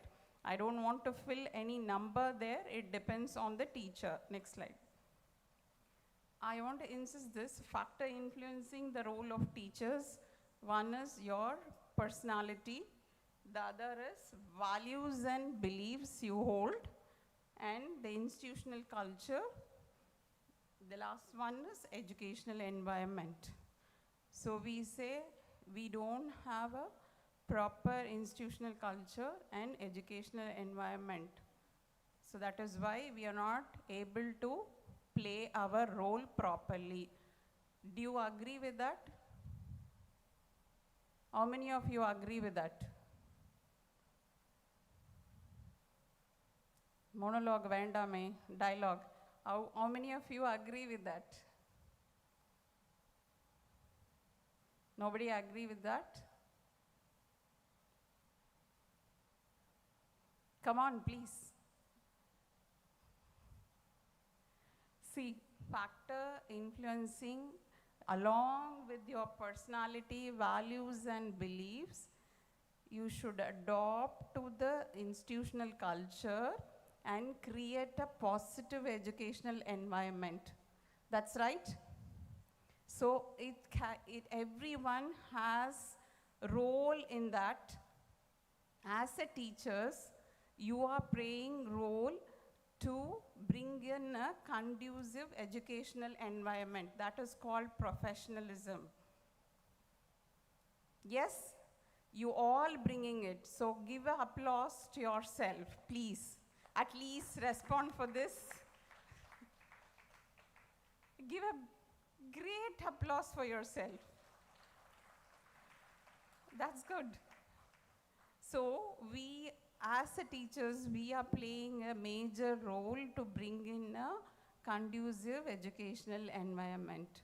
So by adopting the institutional culture and holding the ethics, as ma'am said already, and your values, beliefs, and your personality. It may vary, the ratio may vary from teacher to teacher, but everybody are the contributors for the positive, conducive educational environment. Okay? Next slide. So professionalism, where do I practice professionalism? Who expects professionalism from me? Yes, the institution expects professionalism. Colleagues, seniors, juniors, students, parents, and all the stakeholders, right? Yes or no? This side. I want participation from that side. Yes? Yes? Are we following the professionalism with all the stakeholders?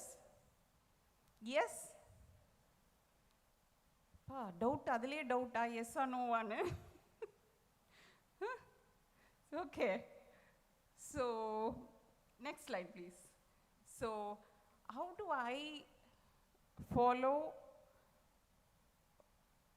professionalism with all the stakeholders? Is that possible?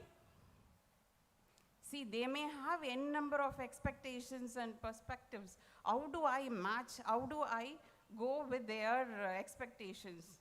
Whether it's humanly possible for a teacher to play all these roles? Yes. Irukka kelvigal ipdi mind la? Yes or no? But you can do it. Teachers can do it. எல்லாத்துக்கும் டீச்சரே சொல்லிடுங்கப்பா ஒருத்தர் கூட வந்து because teacher are educators and they have a special role in the institution and in the society. So you can do, it's only 5 common perspectives by all the stakeholders. Whatever I mentioned, no? All the stakeholders have only 5 common perspectives to follow you as a professional, to see you as a professional. So, before going into the answer, I would, the next slide please. You all have mobile, right? Yes? Please scan the code and take up, it's a small questionnaire of 10, 15 questions. Just to understand how professional you are, how do you practicing your professionalism?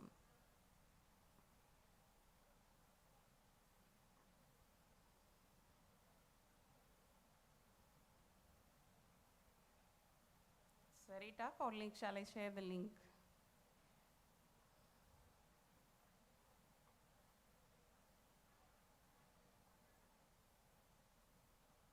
Go to the Google Lens, just take a click, press it, you will have the link there itself.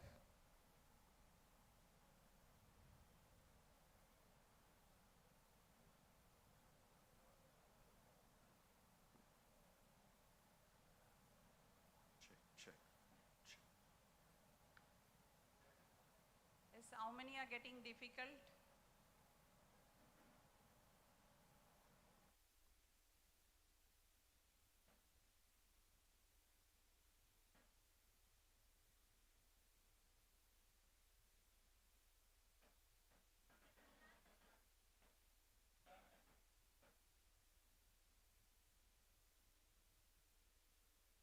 Sir says the link is shared in the group, so you can take that link and fill it up if possible.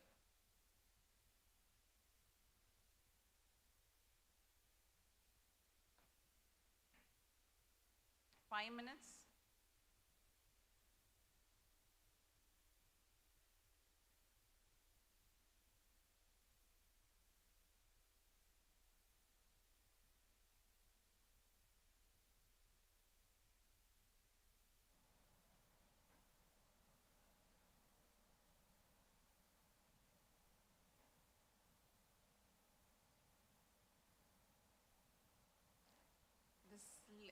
This link is to, so this questionnaire is to understand where do you stand on yourself.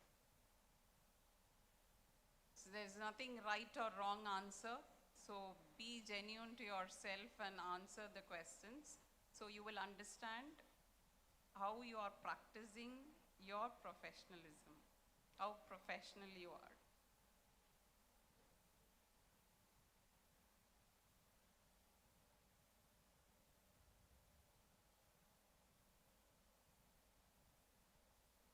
Yes, done?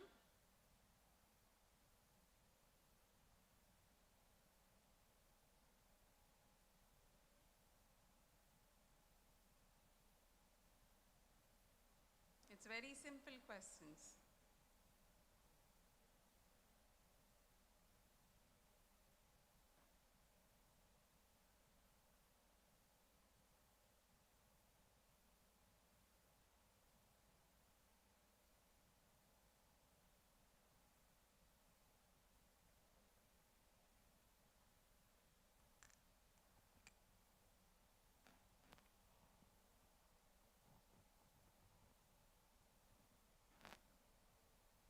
move on to the next slide? We all done?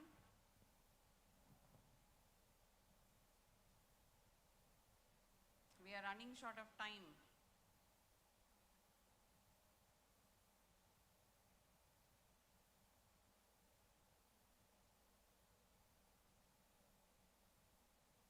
Polama, next slide, Polama.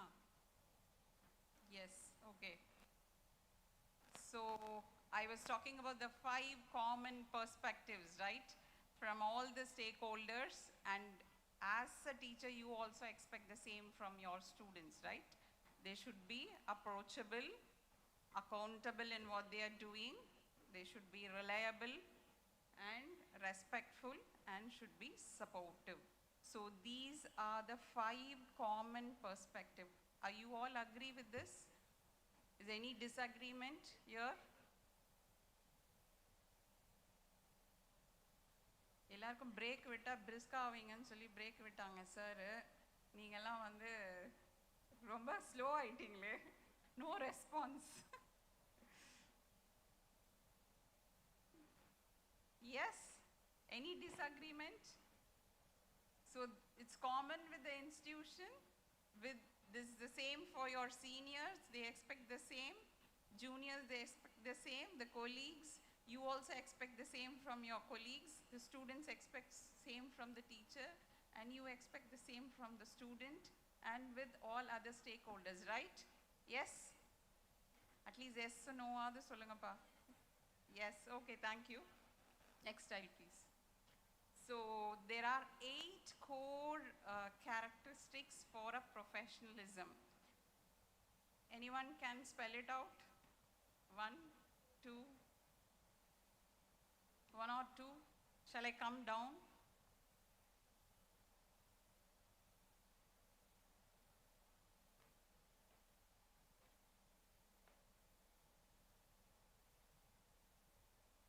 Basic 8 core characteristics of a professionalism. Sir? Okay. Huh? Okay. Okay. Okay. Check, check, test, check. Okay. Anything from this side? Okay, next slide, please. Competency is a basic first thing, is a new skill unlocked. There, your competency stands your professionalism. Why? Ability to manage the teaching and learning process, that is more important as a teacher, and classroom management, that is more important, and mastery of the subject. Yes? And then directly related to the teacher's performance. If you are performing, it's a competent teacher, right? They say you are a competent teacher. So the basic first core characteristic of a professionalism, you have to increase your competency level. That is more important. Next slide, please. Knowledge. Knowledge is the, what is the difference between competency and knowledge? Competency, you cannot share, but knowledge you can share. Okay? Competency is yours. Upskilling, your knowledge is more important and should. I've done this course, so I've gained so much knowledge. Don't keep yourself there. Keep adding. That is more, that leads to a good professionalist. And knowing, after gaining the knowledge, put that knowledge into action. That is more important, right? If I know something, I have to put that into an action. எனக்கு தெரியும் ஆனா நான் செய்ய மாட்டேன். There are teachers, I know I'm good in this, but I don't want to contribute or do anything for the institution because they'll ask me to stay for long hours. Whether it's right, then what is the use of that knowledge? Or to educate your teachers or to your students. Okay, so that is more important. Next. And consciousness. ஏதோ psychology term மாதிரி ma'am சொல்றாங்கன்னு நினைக்காதீங்க. It's more reliable, right?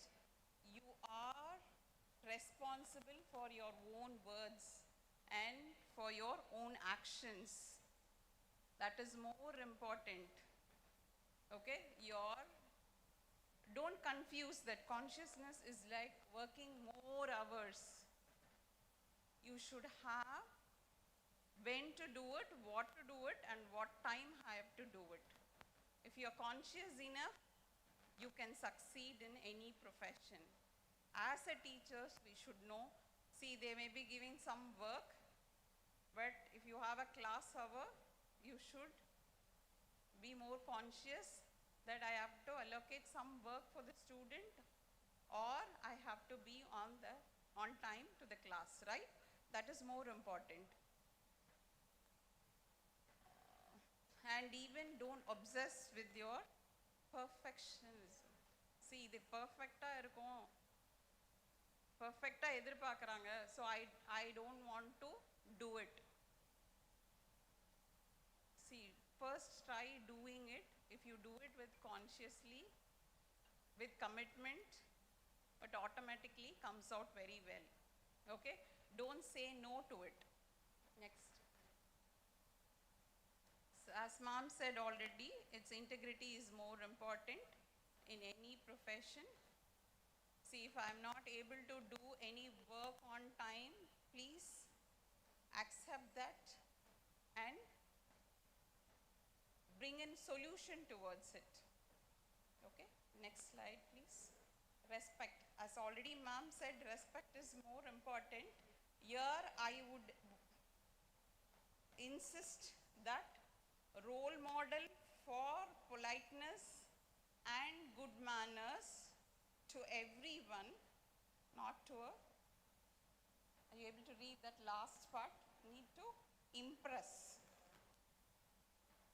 See, I should not give respect to impress somebody. It should come within. Okay? Next. Here I would like to say emotional intelligence is the other core character of a professionalism. I must be having n number of in my mind, and I come and I have worries at home, at college. Why I come and went out here, whether it's right? No, right? So now with the students, so you have to stay professional even under pressure.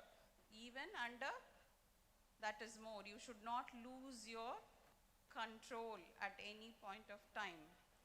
And keeping the emotions in check at all the situation. At all the situations. Okay?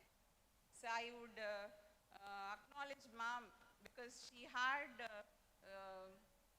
when we were doing a NAC submission, she was under a lot of stress, I would say, because she was affected with COVID, and she didn't take leave actually to speak. Through online, she used to interact with us. She didn't take it as that as a stress. She actually balanced herself and did her work. I appreciate her emotional intelligence when she was doing that, because we may feel, I'm sick, why should what the institution is going to give me back? But she did her role with her emotional intelligence, and she did perform well, and we got the success in A++2. And to express, if you say emotional control, emotional balance, so naanga edume sollakudada. I don't have an opinion to say. You have an opinion to say. There is a way to express on a right time and a right way. If you are emotionally balanced, you can represent in a right way. That is where I want to say that. And next. So getting emotional baggage out of the workplace. Okay? Don't bring in the household thing to the college or to the institution. Don't carry the institution baggage to. That is where the emotional intelligence plays. Okay? And work-life balance, more important. So appropriateness. What is appropriateness? There is no right or wrong. Appropriate. Yes? What is appropriateness according to you? Exact. Exact na enna ma'am solringa adla.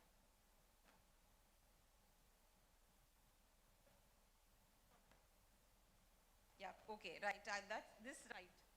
Instead of exact, suitable one at suitable place, at suitable time, on a suitable place. So that is more important. So when we want to practice our professionalism, we should be more appropriate in what we are doing. Next slide, please. So I think that side is not visible. Confidence is a key. See, when you practice your professionalism, your confidence builds and it becomes a key for your success. Practicing professionalism is mandatory for any for your profession, and it always gives you to do better and achieve more. So I've listed out the 8 core characteristics of professionalism.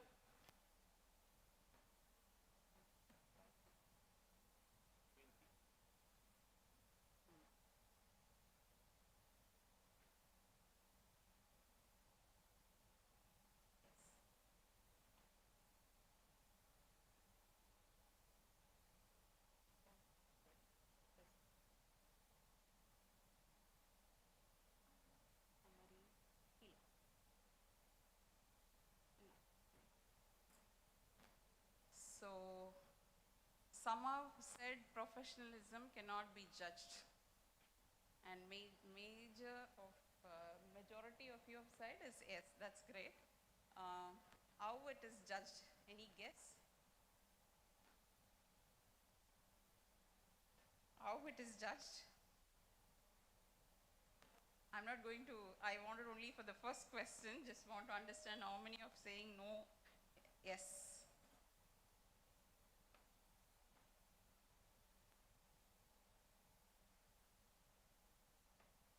Presentation.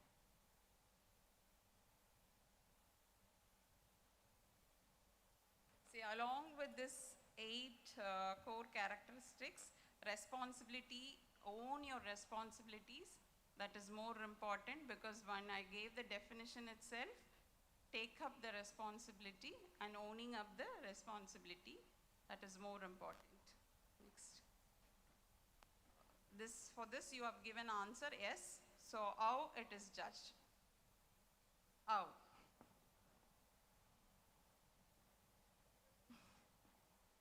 How is judged? By the way I walk, the way I speak, the way I smile. Huh? Yes, sir. How it is judged? Next slide, please. Okay, it's unwritten rules, certain unwritten rules to judge the professionalism is your attitude, as sir said initially, the 8 core characteristics. Somebody said, sir, I think sir said about attitude, about the conflict you have in you and how you handle the conflict, that matters, and the approaches and the values you carry and your communication style. Communication style is the modulation, the way you communicate, the words you use to communicate matters a lot. Next. Your communication, your attitude, now I'm making it personalized for yourself to know you better, because you already filled in the questionnaire, right? Yes? Okay, so on top of it, professionalism is the eye of the beholder also. Okay, so we cannot satisfy everybody, but there are set of rules which you can follow and practice the professionalism in your teaching. Okay, and need to practice professionalism as a teacher. You need to practice professionalism in the following areas. I've given a broad areas. It's in your curriculum, in your research, curriculum and students, teaching, in your governance, utilizing the resources, and your communication, and adhering the rules, regulations of the institution. Classroom management, I will talk later. Next. So, professionalism in teaching college students. Yes? What do you mean by that? It's beyond the lecture system, right? We do take multifaceted role to understand and to facilitate the students. Yes or no? Boring-ஆ இருக்கா என் session? எனக்கு reactions இருந்தால் தான் எனக்கு continue பண்ண முடியும். Okay.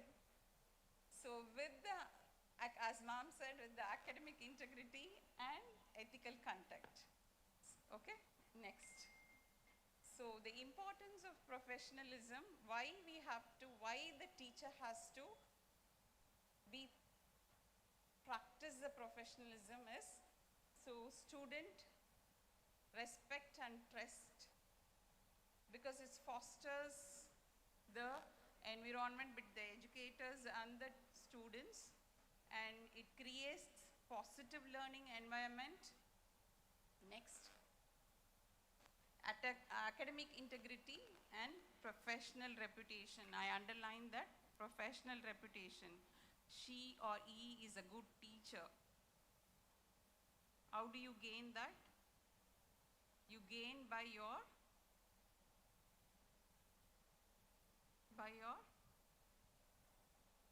practice, right? By your practice. You're practicing professionalism. So that is where the importance of professionalism stands out.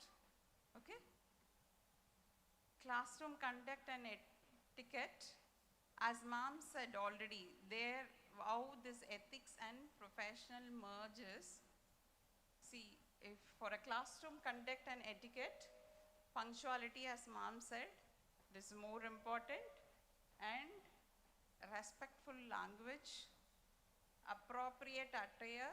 We were talking about appropriateness, right, in the classroom, and technology use, that is your skilling, your knowledge, your competency. So to conduct a classroom, we need all this ethics and profession put together to mark yourself out from other teachers. Yes?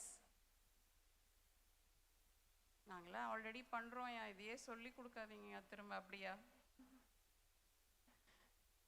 Yes, so we need to practice. For a simple, I'm giving you a simple example. So for a classroom conduct itself, you have to adopt a professionalism along with your ethics. Okay? Next, effective communicative strategies. What is that effective communication? Nale, effective-ஆ இருக்கணும், இல்ல normal communication-ஆ இருக்கணும், casual communication-ஆ இருக்கணும். That is effective communication needs, that is one of the professionalism in any institution. If you are communicating with your colleagues or with your student or with your parents or outside the institution, or if you are representing the institution, that is more important. So it should be clear and concise. Your communication should be clear and it should be active listening. When you are in a classroom, see, if you say that, if you are open and if you are not listening to your student and you are not giving solution for it, you are not a good communicator. நான் சொல்ல வேண்டியதெல்லாம் சொல்லிட்டேன். It's up to you to take it or not. If the student has a doubt, the teacher has to listen it properly and give a solution. There plays your role and your professionalism. Okay?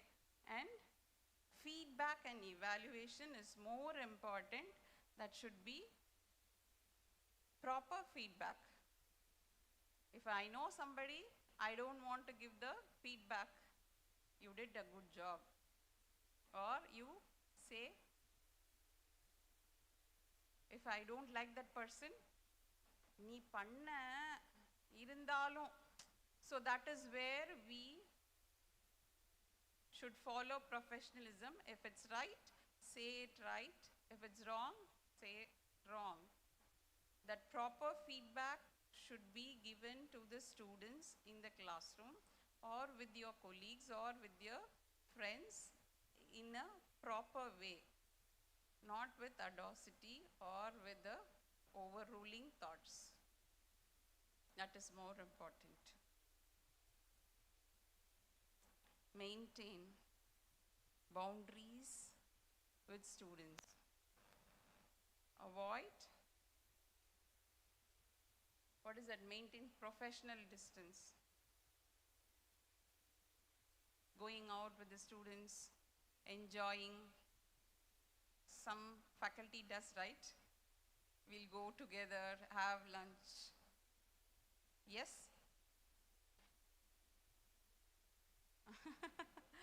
No, I mean it's if a single faculty, if a group of faculty is going, that is different. If a single faculty is being taken that's not a professionalism where you have to maintain a professional distance. That is more important. There you lose your, because they will learn your weaknesses rather your strength. So it's better that we'll show our strength to the students and the colleagues rather showing our weaknesses. So that is why students are very clever. They only tap your weaknesses and they say, ma'am, next time. I've seen students. So why to create problem for ourselves? So we can maintain our professional distance. And second is avoid social media interactions. We all have Instagram, we all have WhatsApp, and if 1,000 students say you are good, you are smart, you are nice, your post is, you're looking good, pretty in that, you feel happy, right? Yes? ஆமாவா இல்லையா? இன்னைக்கு 1000 students நான் இன்னைக்கு அந்த ட்ரெஸ்ல நல்லா இருந்தேன்னு சொன்னாங்கப்பா. Yes? But whether it's needed? Not really. You know yourself, right? How you look, how you carry yourself. And you're posting unnecessary thing for a student will create problem for you. Any communication, do it through a proper channel. Don't communicate in the WhatsApp or Insta or, see, Insta, WhatsApp post can be done, but not a official thing or unnecessary dialogues with the student. And I as already mentioned, appropriate communication channel, you can use it. If you have a proper WhatsApp group, only talk about the classroom or the assignments. No other interaction should happen inside that group. Maintain that professionalism and create your own code of ethics there. See, we do have a group in Jabas for HODs. We cannot even appreciate a faculty or a teacher there. We can only communicate what's happening in their department as an official. That is our college rule. So we use that WhatsApp group wisely to communicate and maintain professionalism in that group. So that's how you have to interact and keep your communication with the students and respect student privacy. You are doing mentoringship, right? Menteeship is here, right? Yes? So respect their privacy. Don't poke into their personal lives until if they need any help or they're seeking help from you. We say we are doing, so we are not. And if you are, even if the student is coming and discussing, keep it confidential and respect their privacy. That is more important. That is one of the professionalism, in not only with the student, with your colleague. If somebody coming and saying confidently, you have to, trusting you, they are saying some information, so don't disclose it to everyone. And your professionalism will help to foster a respectful learning environment. Inclusive atmosphere. What do I mean by inclusive atmosphere? Avoid bias. How do I avoid and promote sense of belonging of all students? Yes?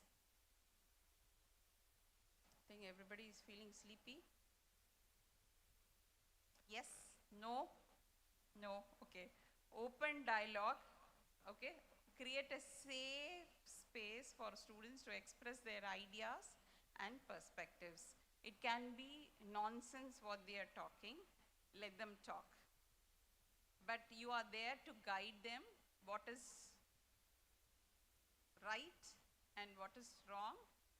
Yes, as a teachers, we should give them, allow them for an open dialogue.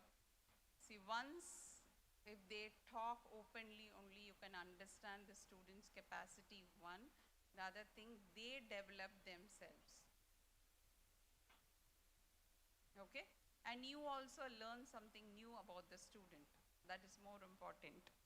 And mutual respect, establish a clear guidelines for the classroom conduct and enforce them. I say enforce them.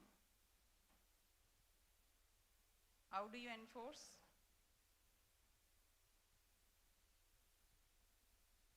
If the class starts at, for example, 12:05, the student has to be there at 12:05. The teacher has to be there at 12:04. So it's automatically the teacher, sir, will come on time. So I develop the punctuality, and if student has any problem, genuine problem, listen to it and understand, so they will also respect you back. Okay? And learning and growth provides students with opportunity to challenge themselves. For example, if a student is good in something, tap the potential, ask them to think higher, higher, higher. Okay? So there you can bring in develop their skill sets. For example, if a student is good in computers or maybe in web designing, ask him to compete in one hackathon or whatever it is. Now with so many jargons being used to create, right? So sir must be knowing, right?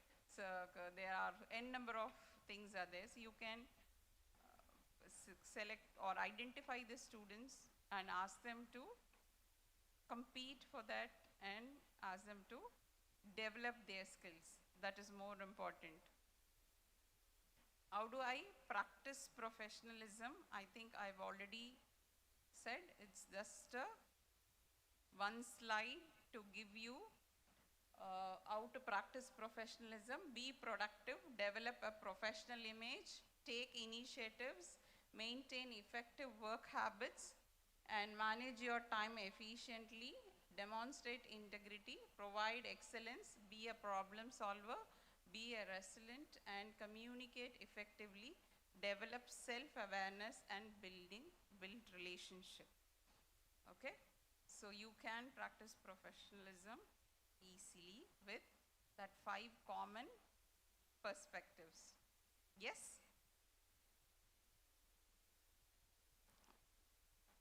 Lack of professionalism in the workplace. These are the basic things, maybe a number of unprofessionalism. Avoid foul language. Stay away from gossip. If somebody's gossiping about someone, don't lend your ears, because the same person will talk about you to the other person. If you're lending ears to gossip, that's not a professionalism. Don't hide from mistakes. So accept, own your mistakes. That is more important. And avoid lying at all cost, as already ma'am said. And use caution with oversharing. Don't overshare things, okay? And don't talk about work on social media. Why?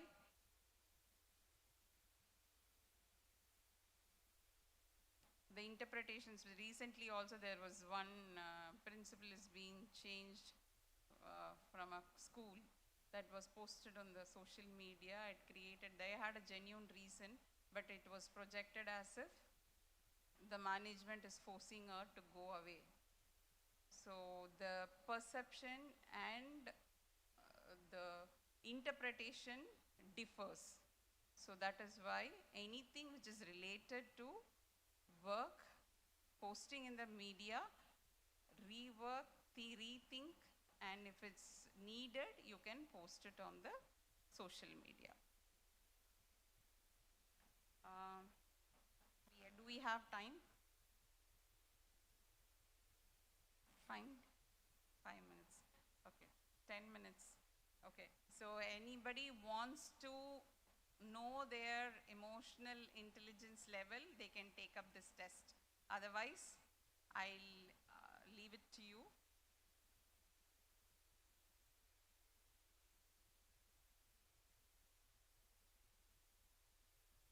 So earlier questioner was okay for you all. How many are yes for all and no for?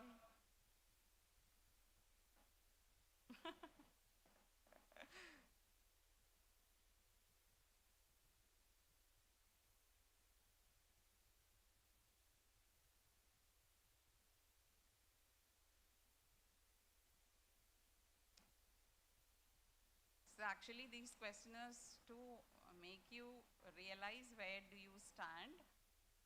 You can take this questionnaire later also if you don't have time. The next slide please. So after taking up the test, see it is a self-questionnaire, so you can do it little later if you want. This is how you have to score yourself. It is the totally 25 questions will be there. Compartment like 1, 2, 3, 4, 5. Segregate. The first 5 questions is about your self-awareness. From 6 to 10 is your self-regulation. And 11 to 15 is your level of motivation. And 16 to 20 is your social skills. And 21 to 25 is your empathetical skill, how empathy you are. So how do you score this? If you opt, the option 1 carries 4 marks. Option 2, 3 marks. So if I leak out, you will option to do, but do it genuinely. If it's option 3, it is 2. If it's option 4, it's 1.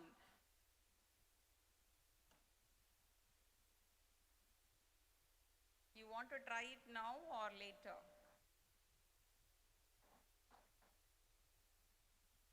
இப்ப பண்றீங்களா லேட்டா பண்றீங்களா? பண்றீங்களா?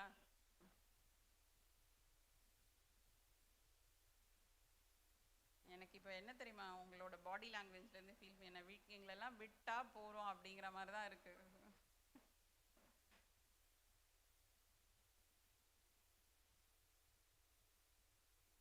On a Saturday, do lunch time கிட்ட வரப்போகுது. You are asking me to test my emotional intelligence.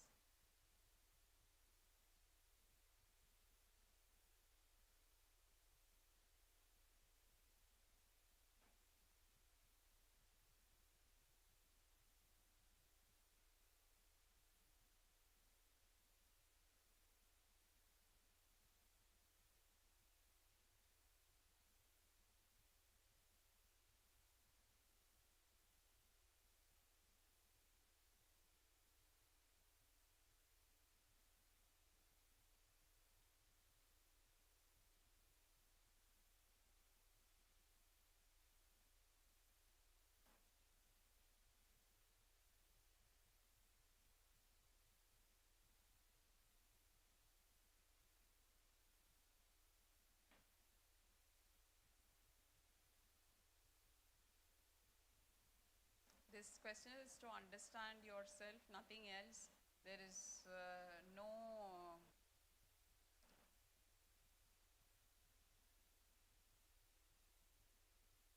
we are not going to interpret out of it.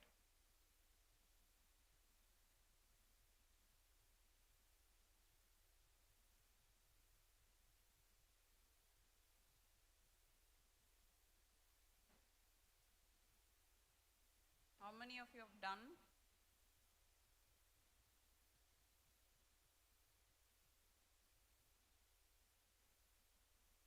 Yes.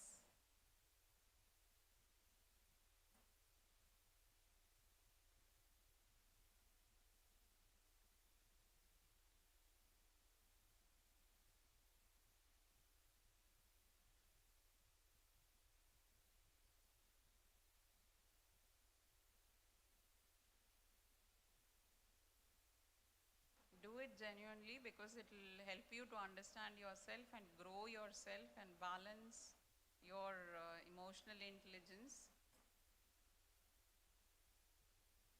See, even you can practice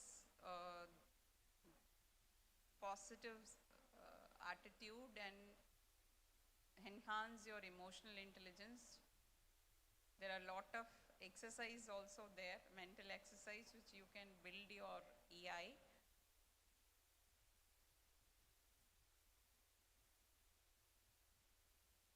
All done? ரொம்ப கஷ்டமா இருக்கா questionnaire? I've taken a very small questionnaire, Boston EI questionnaire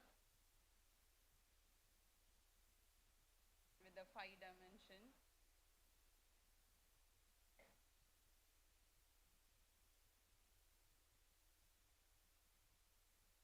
See, talking and giving a lecture and giving you an input, it'd be great. But when you understand, when you realize yourself where you stand, which really will help you to grow more. That is why I opted the 2 questionnaire to make you realize where do you stand and where do you lack if it's there. You can build yourself and grow yourself.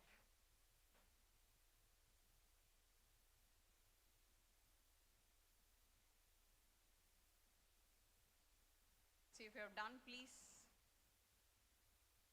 I can give you the scores.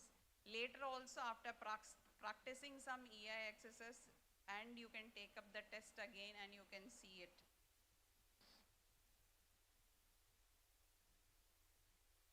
I'm sure there's questions.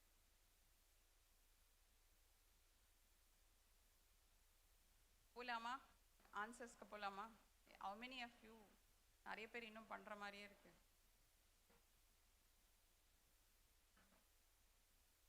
Two minutes. Okay.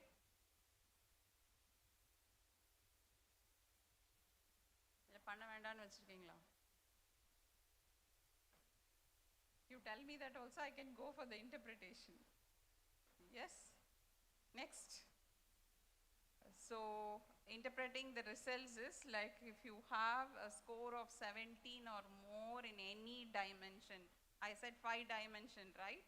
If you have more than 17, you seem to be shape up pretty well, okay? And 13 to 16, it indicates some remedial work is necessary, that is for yourself. And 9 to 12 means rolling up your sleeves for some actions, okay? And if it's 8 or under, you are causing yourself a lot of troubles.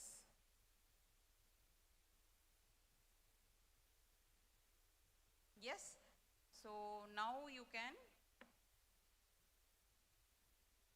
score yourself after taking up the test and analyze where you stand. So which area is lacking for yourself, try to practice that and improve that area, and you can become a good professionalist as a good teacher. Thank you so much. Anything open for your discussion? Any questions? ஏன் இவ்வளோ நேரம் போர் அடிச்சிங்க அப்படி கூட கேட்கலாம், சொல்லுங்க.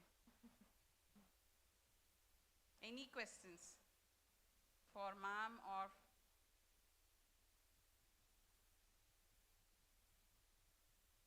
யாருக்குமே questions இல்லையா? Anything to share at least? At least any 1 or 2 issues? No?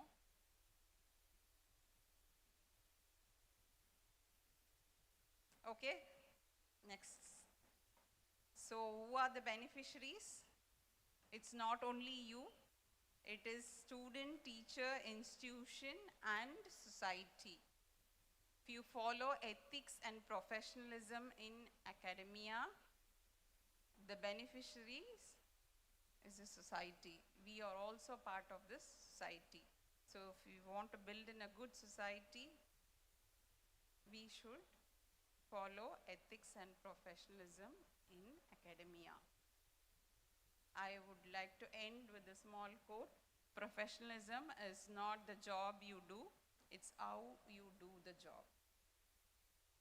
Okay, with the passion, with your interests and with your style of professionalism. Thank you so much for the patient listening. Thank you so much. இப்போவாது உங்களுக்கு கை தட்டிக்கோங்கப்பா. முடிச்சிட்டோம் class section. Thank you so much.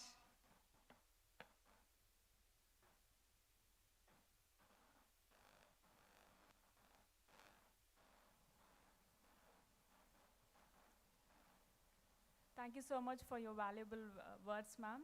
May I now request Mrs. Balapremika, Assistant Professor, Department of English, to deliver the vote of thanks.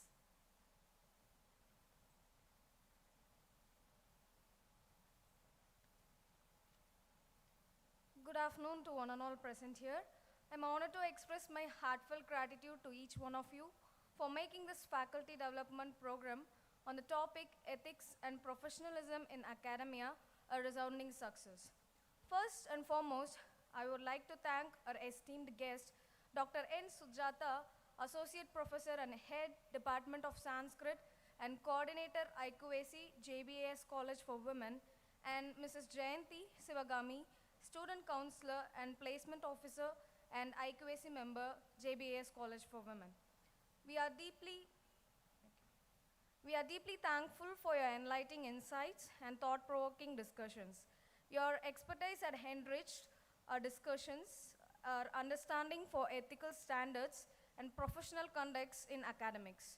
I would like to express my thanks to our Secretary, Mr. George Matthew K., for his support.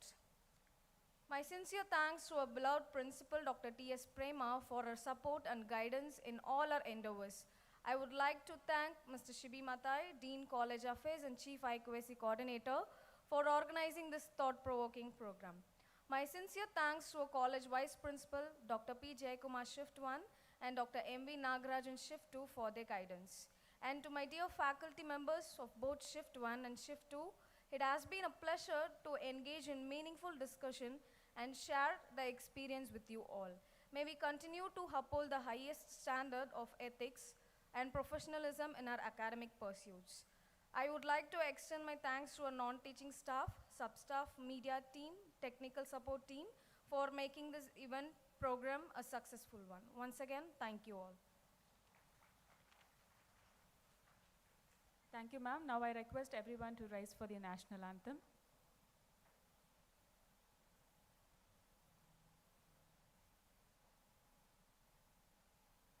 जनगण मन अधिनायक जय हे भारत भाग्य विधाता पंजाब सिंध गुजरात मराठा द्राविड़ उत्कल बंगा विंध्य हिमाचल यमुना गंगा उच्चल जलधि तरंगा तव शुभ नामे जागे तव शुभ आशीष मांगे गाहे तव जय गाथा जन गण मंगल